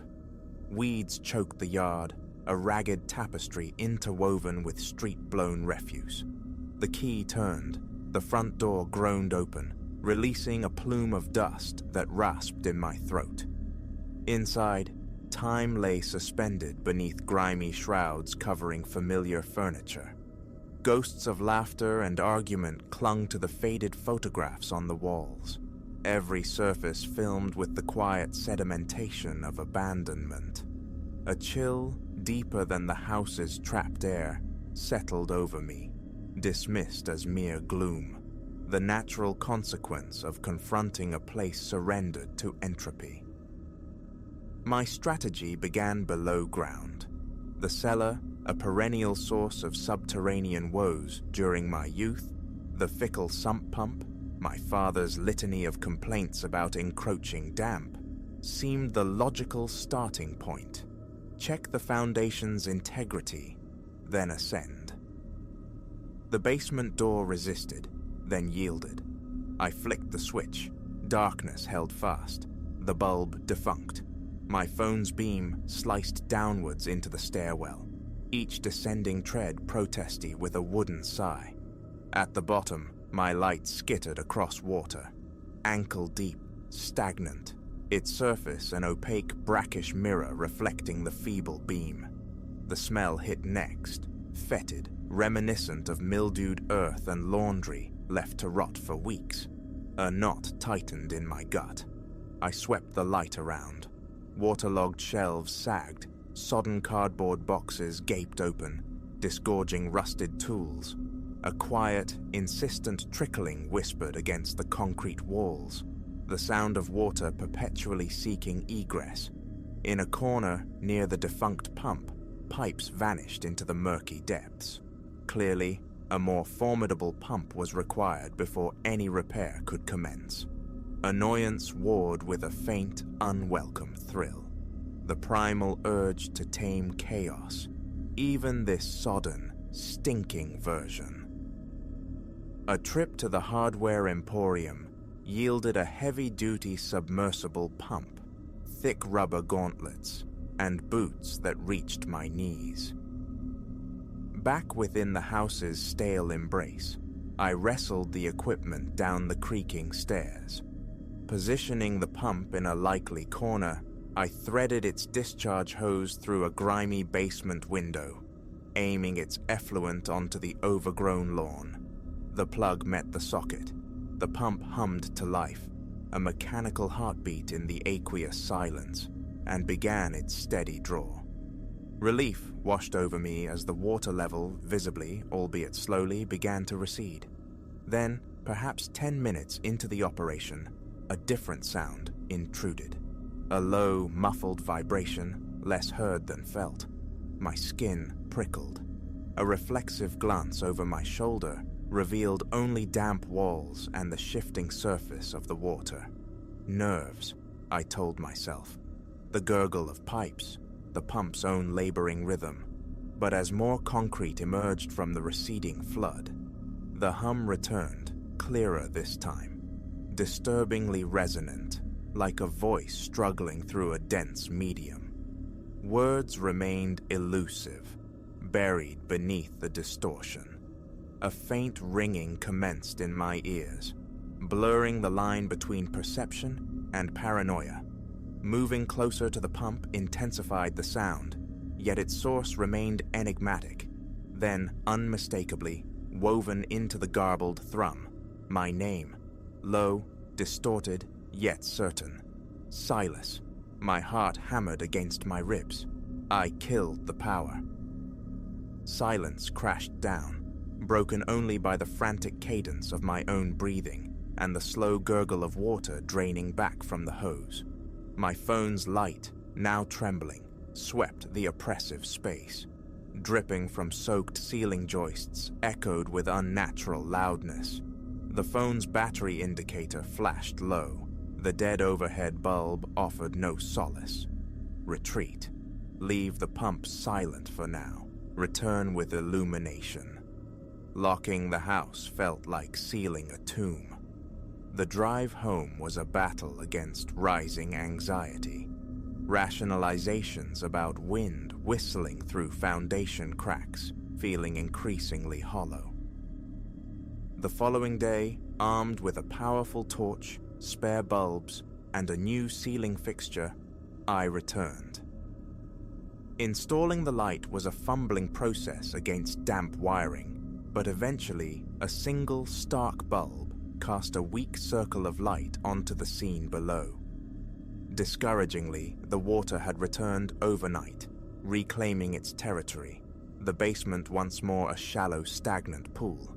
The pump sat half-submerged, a monument to futility. Frustration curdled into anger. How could it refill so quickly? My hand hovered over my phone, poised to call a plumber, but stubbornness won. I would drain it again.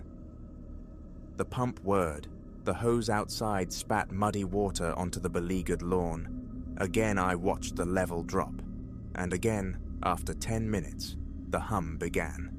That same submerged, indistinct quality, pulsing in short, irregular bursts. My muscles locked, jaw clenched tight. Cold sweat beaded on my brow, despite the cellar's clammy chill. The sound sharpened, coalesced. My name, again. Silas. The torch quivered violently in my grip. I stood frozen, a statue in rubber boots. The pump labored. The new basement light flickered, threatening darkness. Then, my gaze fixed on the water surface near the center of the room. It stirred, not randomly, but with a horrifying intentionality, bunching upwards, forming a crude, transient shape, the suggestion of a head and shoulders breaking the surface. My pulse throbbed in my throat. The shape dissolved as the pump momentarily stuttered, the water collapsing back into uneven ripples. I switched off the pump, stared. My breath came in ragged, shallow gasps. After a long moment, I waded cautiously towards the center, boots sloshing, the water now creeping towards my calves. Was there some hidden inlet, a trick of current? I plunged a gloved hand into the frigid, slimy water, groping the concrete floor beneath. Smooth, unbroken, no obvious source. standing upright again, bracing myself. A wave of raw fear washed through me, instantly countered by a desperate insistence. Imagination, stress, nothing more. Perhaps the source lay above. I retreated upstairs, inspecting the plumbing lines in the main floor bathroom and kitchen. Pipes were old, certainly, but appeared intact. No significant leaks presented themselves. Returning to the basement stairwell, I peered down into the now calm water. One more time, flip the switch, watch closely. The pump hummed its monotonous song. Water began its retreat. I remained poised at the top of the stairs, torch beam fixed on the murky floor below. Minutes stretched. Then the low thrum vibrated up through the floorboards, growing from a subtle tremor to an audible drone. It seemed to coalesce around a single utterance. "Silas!" My grip tightened on the railing, knuckles white, a profound chill seizing my entire body. The water stirred again, more decisively this time. A torso, arms, pushing upwards from the surface, an aqueous silhouette taking definite form. Shoulders, a head turning vaguely towards the stairs. "Silas!" The voice, though still distorted, was clearer, closer. The torch nearly slipped from my grasp. My heart felt poised to batter its way out of my chest. I slammed the pump switch off. The shape instantly collapsed, sinking back into the brown water without a ripple. The hum ceased. In the ringing silence, my own gasping breath sounded obscenely loud. I killed the basement light, pulled the door shut, and locked it. Outside, in the cab of my truck, tremors ran through my hands. Who do you call about a waterlogged ghost? The absurdity paralyzed me. Telling a friend risked sounding unhinged. Instead, pragmatism won, however thin. Back to the hardware store. Advice sought on severe, persistent flooding. The clerk, blessedly mundane, suggested a more powerful pump, perhaps a secondary backup. I bought another pump, heavier than the first. Also, several portable floodlights and sheets of thick rubber. The new plan: drain it fast, illuminate every corner, expose any hidden spring or fissure, deny the shape, deny the voice, focus on the tangible. Evening found me deploying the new arsenal. 2 pumps positioned in opposing corners, floodlights strategically placed, banishing shadows, casting the stained concrete and corroded pipes in harsh, unforgiving relief. I activated both pumps simultaneously. The combined roar was substantial. Water churned and rushed through the twin hoses. For several minutes, only the mechanical din filled the space. Then, inevitably, the hum returned, insidious beneath the pump's noise. I forced myself to remain still, to watch. My name echoed, that garbled, waterlogged intonation. The surface roiled, the shape rose again, more defined now under the stark illumination. A distinctly human form, sculpted from flowing water.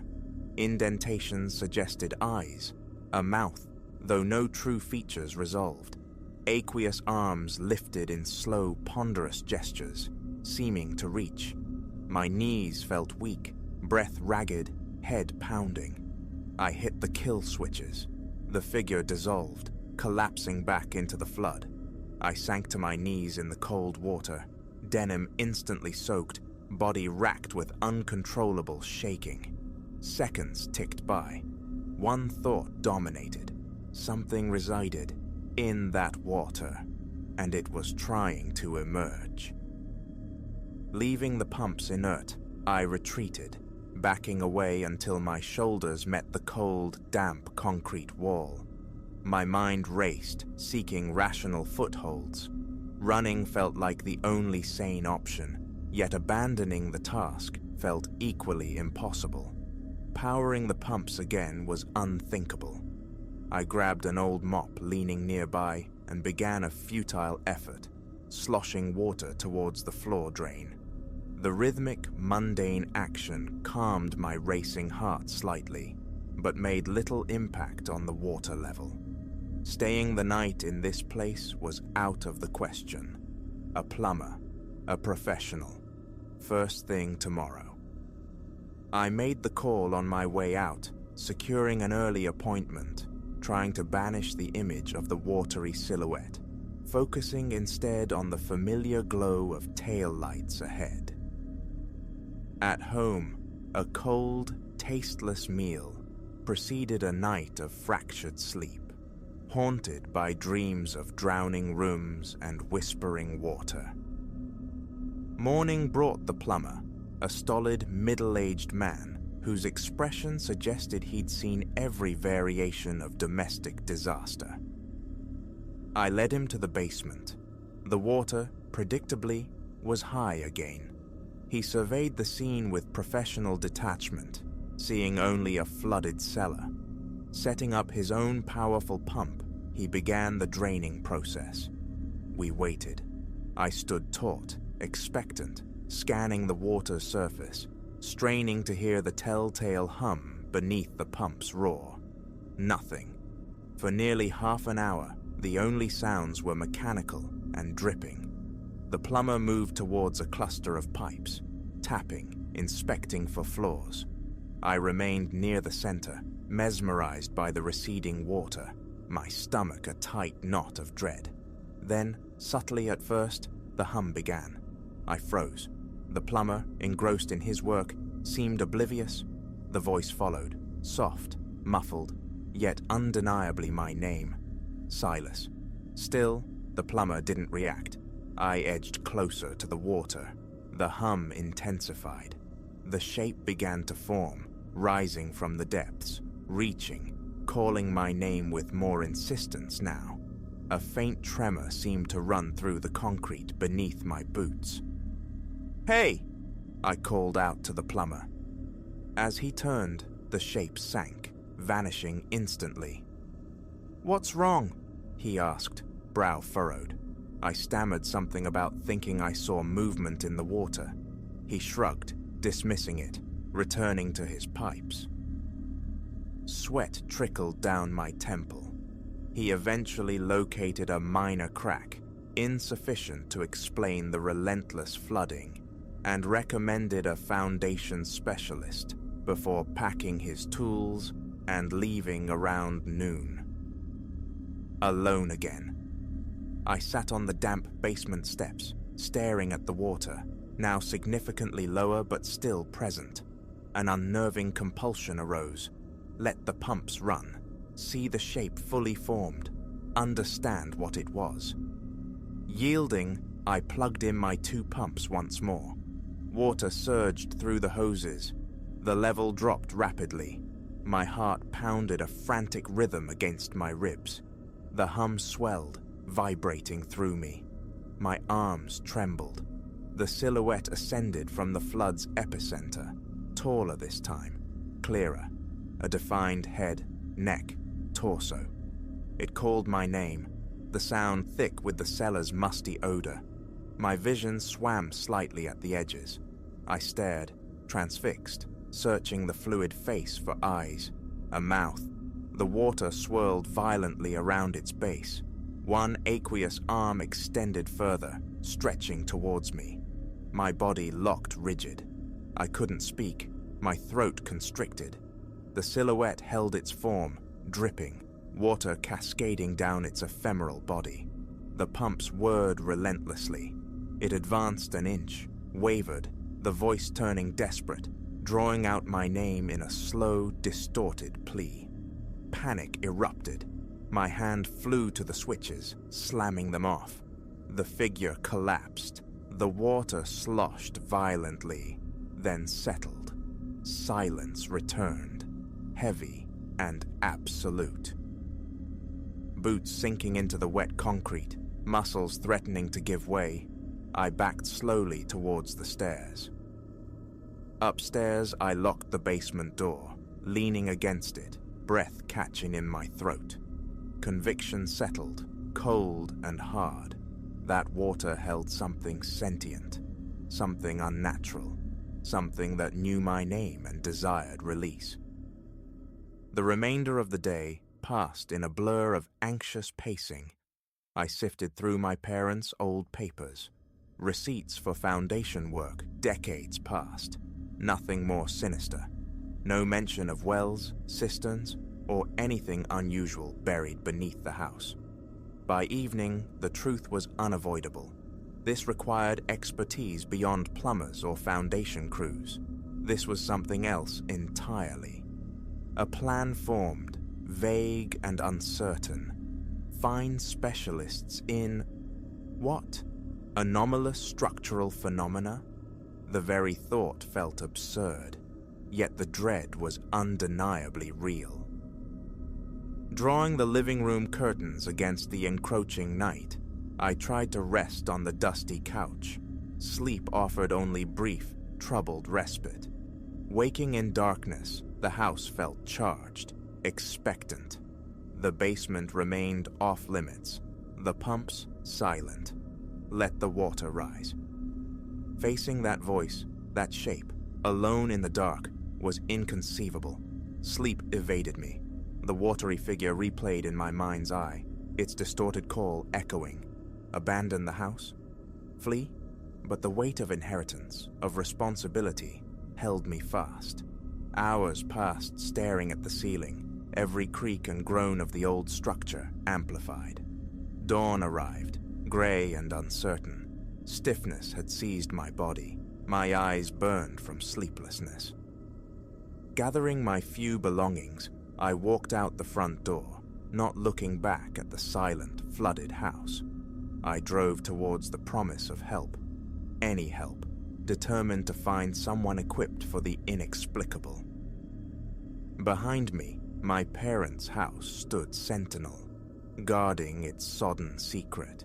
The voice in the cellar perhaps stirring again, waiting. What it truly was remained a terrifying mystery. But one thing was certain. I could not face it alone.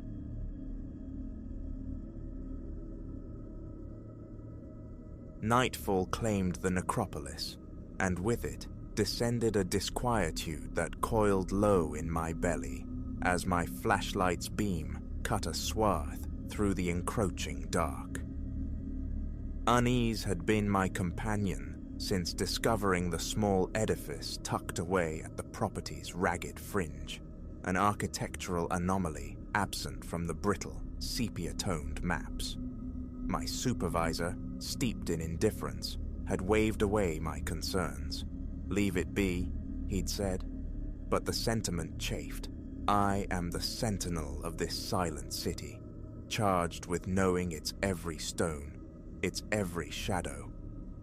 While the main arteries gleam under dutiful lamps, kept immaculate by my hand, a posterior tract surrenders to a thicket of gnarled trees and treacherous earth. It was there, amidst the untamed growth, that the oddity first snagged my gaze. A mausoleum, seemingly hewn from granite, yet possessing a subtly bowed roof and a portal far more ponderous than its neighbors. No mourner ever lingered near its threshold. No cartographer had ever acknowledged its existence.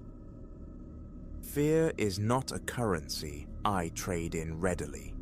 My tenure within these historic grounds has been long, marked by the rhythms of maintenance, sweeping leaf-strewn pathways, sculpting unruly shrubbery, patrolling the perimeter for breaches, ensuring the nocturnal peace remained undisturbed by the living.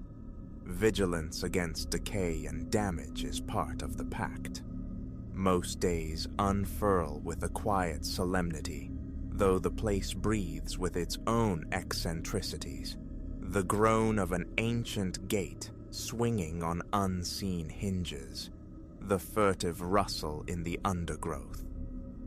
Phantoms of wind and fauna easily dismissed, but this clandestine structure disrupted the familiar cadence.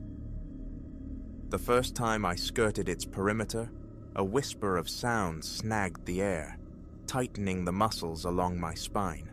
A radio, perhaps, drifting from a distant dwelling?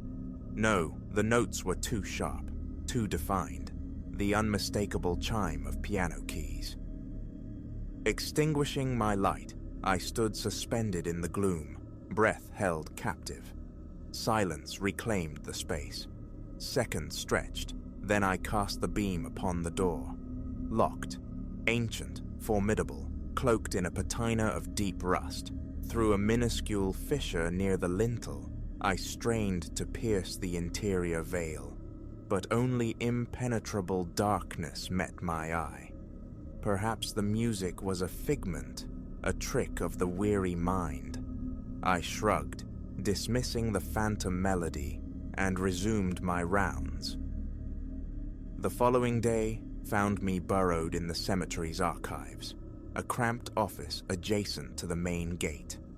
This place, a vessel of history, hoarded its secrets in aged folders, ink-scrawled ledgers, and typewritten sheets yellowed by decades.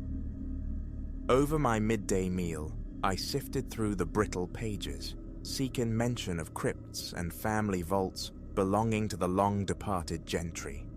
Nothing matched the peculiar silhouette or the secluded location of the structure I'd found. References to expansions surfaced. Whispers of renovations echoed from the past, yet none corresponded.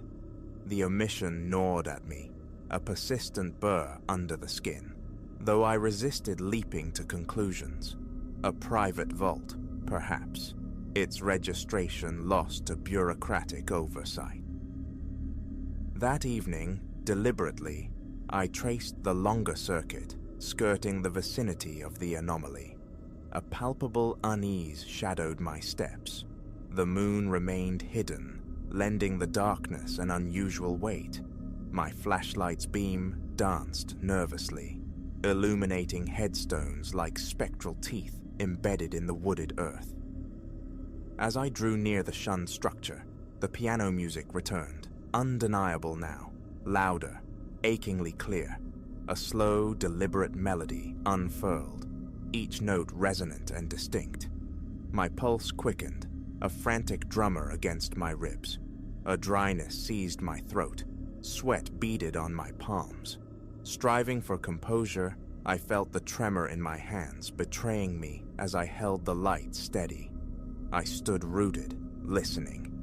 The music flowed without falter, seamless, imbued with the grace of long practice.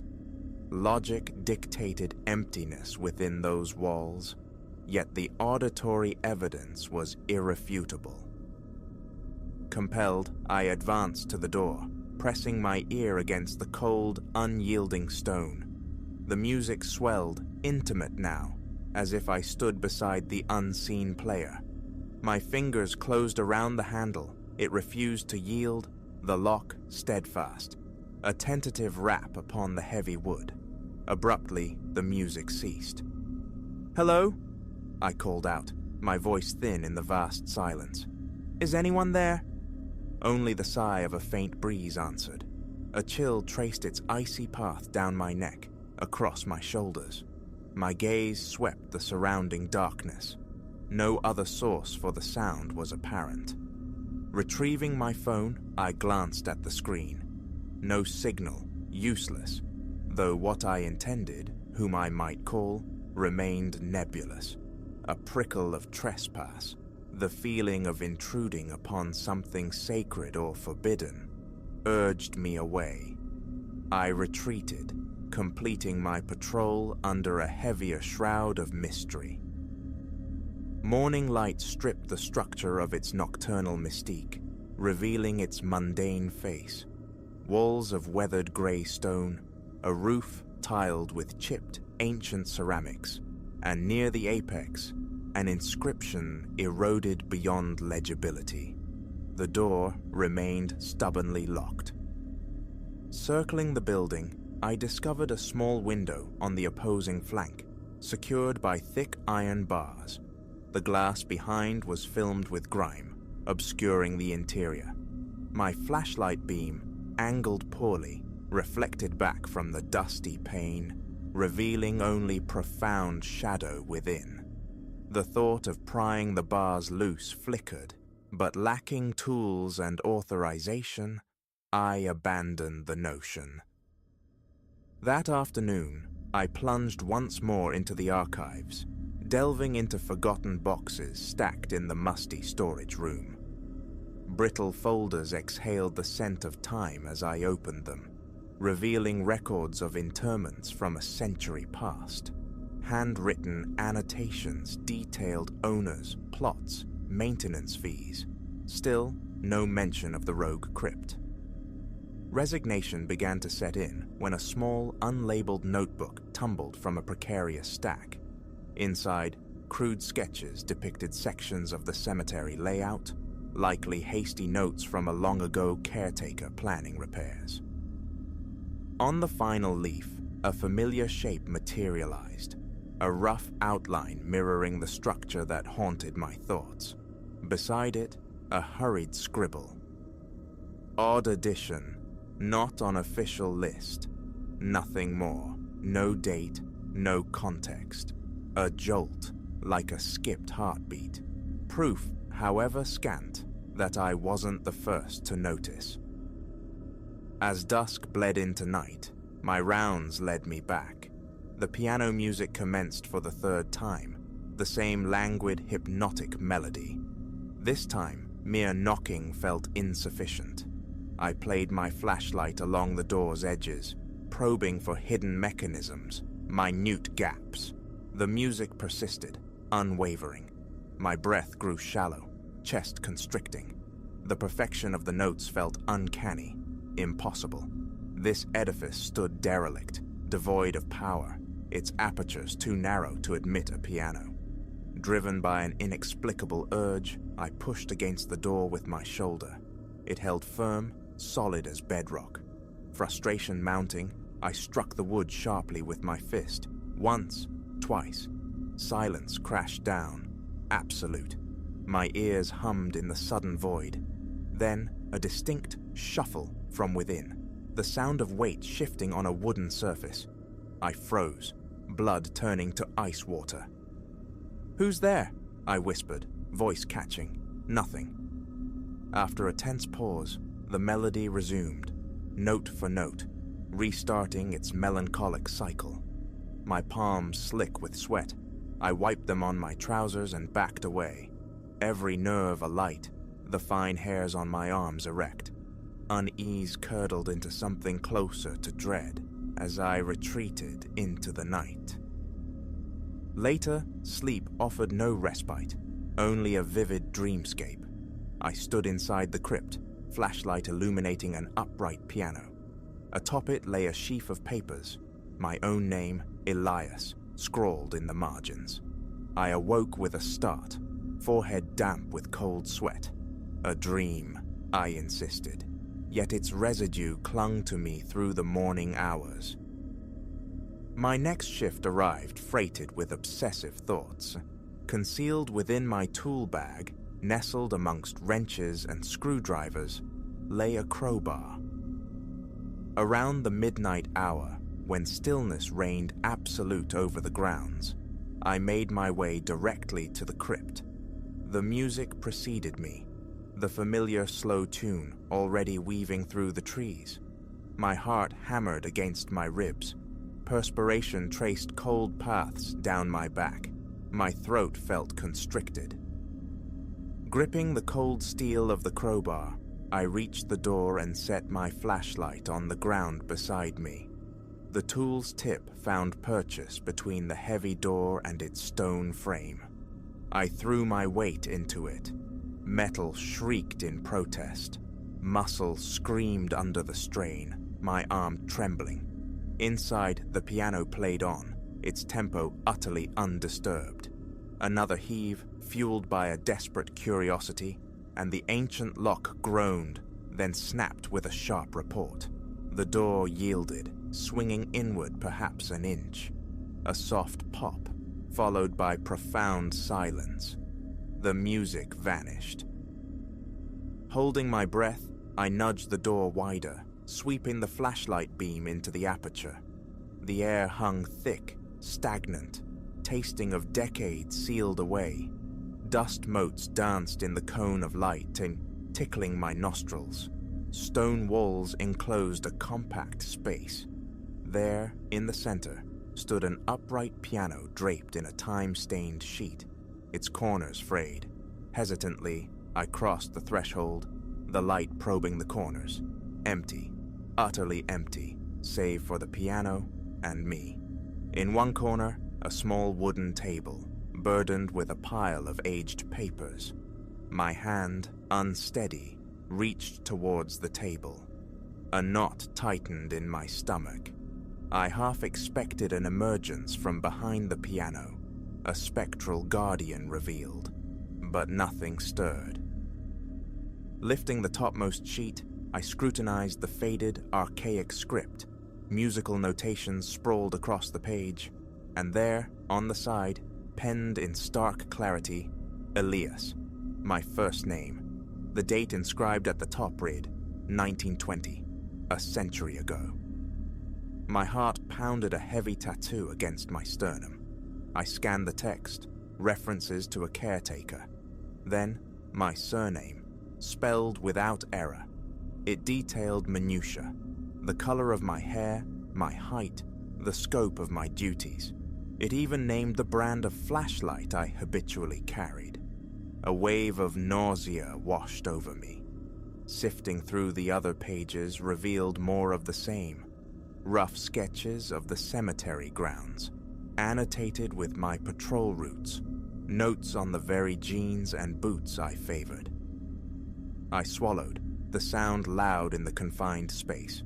My breathing grew rapid, shallow. A clammy dampness slicked my skin. My mind struggled to reconcile the impossible data. The scent of old paper and cold stone sharp in my nostrils. A faint dripping echoed from a corner, perhaps seepage from the earth. The piano stood mute. Raising the dusty sheet revealed wood beneath that seemed impossibly pristine, untouched by time or neglect. Tentatively, I depressed a single key. The note resonated, pure and clear, an exact match to the melody that had haunted the night air. A spike of raw anxiety shot through me. Frantically, I scanned the room for hidden speakers, any technological trickery. Nothing. Beneath the stack of papers, a smaller notebook lay partially concealed. I slid it free. Its cover, cracked leather, felt brittle to the touch. Inside, more of the same meticulous handwriting filled the pages. Short entries chronicled nights the caretaker passed by. Caretaker walked past at 11:13 p.m., carrying a flashlight in his left hand. My precise route meticulously charted. The final entry sent a fresh wave of cold dread through me. He will open the door soon. He will see these pages. He will wonder how this is possible. He must keep this place safe. Comprehension eluded me. My breath hitched. My heart throbbed violently, a frantic pulse in my throat. My legs felt unsteady, threatening to buckle. I stood frozen, flashlight beam jittering across the bare stone walls. No chairs, no benches, no personal effects beyond the piano and its impossible documents. Was this some elaborate century-old prank? But the contemporary details, my flashlight, my clothes, defied such explanation. A strange reluctance warred with the urge to gather the papers, to present this inexplicable evidence to my supervisor. Using my phone, I snapped several photographs, the flash momentarily illuminating faint etches on the walls, random marks, or perhaps fragments of musical staves, too indistinct to decipher. Wiping sweat from my brow, my body remained coiled, primed for flight. A final inspection of the piano. Lifting the lid revealed immaculate strings and hammers, free of dust, seemingly well maintained, utterly senseless. No one tended this crypt, officially non-existent. No spectral custodian accounted for in the records. Pressing a few more keys yielded the same pure, resonant tones. My skin prickled. Stepping back, breathing hard through my mouth, I knew I couldn't linger. The sensation of being watched, despite the palpable emptiness, was overwhelming. I backed out into the night air, the cool draft a shock against my heated skin. A ragged exhale escaped my lips. Hands trembling, I secured the door as best I could, jamming the broken lock mechanism back into place. Then, I turned and hurried towards the familiar lights of the main path, my mind a maelstrom of unanswerable questions. How could my name exist on documents penned a century before my birth? What was the source of that ethereal music? The memory of the slow, looping melody became an indelible brand upon my thoughts. Back in the small office, I attempted to document the incident, omitting the discovery of the papers bearing my name. My report spoke only of an unlisted crypt containing old furnishings, its lock found broken, now temporarily secured. I stared at the empty fields on the form, demanding specifics. A sour taste rising in my throat. A headache began to throb behind my eyes. I saved the incomplete file, unsure who might possibly believe the full truth. I remain the caretaker here. The structure still stands, a silent sentinel in the neglected corner. Each night my patrol carries me past it. Sometimes, the faintest strains of piano music drift on the air. Other nights, only silence greets me. I have not ventured inside again since that encounter. Yet the crypt occupies my thoughts constantly. The image of my name on those ancient pages, a persistent ghost. Logic insists on a rational explanation, yet none presents itself. Every time I pass that stone edifice, I feel the familiar surge of my pulse, the haunting echo of that melody whispering at the edges of my hearing. Is the piano still draped in its shroud?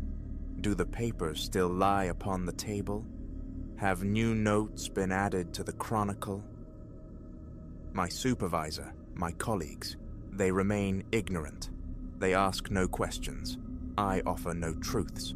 My flashlight beam stays resolutely forward as I navigate that darkened path. Yet sometimes my gaze strays, drawn inexorably to that weathered door. I recall the music, how it ceased at my knock, only to resume its lonely vigil. The tension resides permanently in my chest now, a knot tightening whenever the building swims into my peripheral vision. There are no answers, no neat conclusions to package this experience. Only the indelible imprint remains. The archaic date, the script describing my present life, the flawless tone of the unseen piano, and the profound, watchful quiet that descended the moment I breached its threshold. I cannot forget the chilling wrongness of standing alone in that dusty, sealed space, hearing nothing but the frantic rhythm of my own breath against the silence where music should not have been. That is my burden. That is the shadow lengthening behind me as I walk the cemetery's edge at night, forever straining to hear, or perhaps not hear, the faint, impossible melody drifting from behind a heavy door that has no right to exist.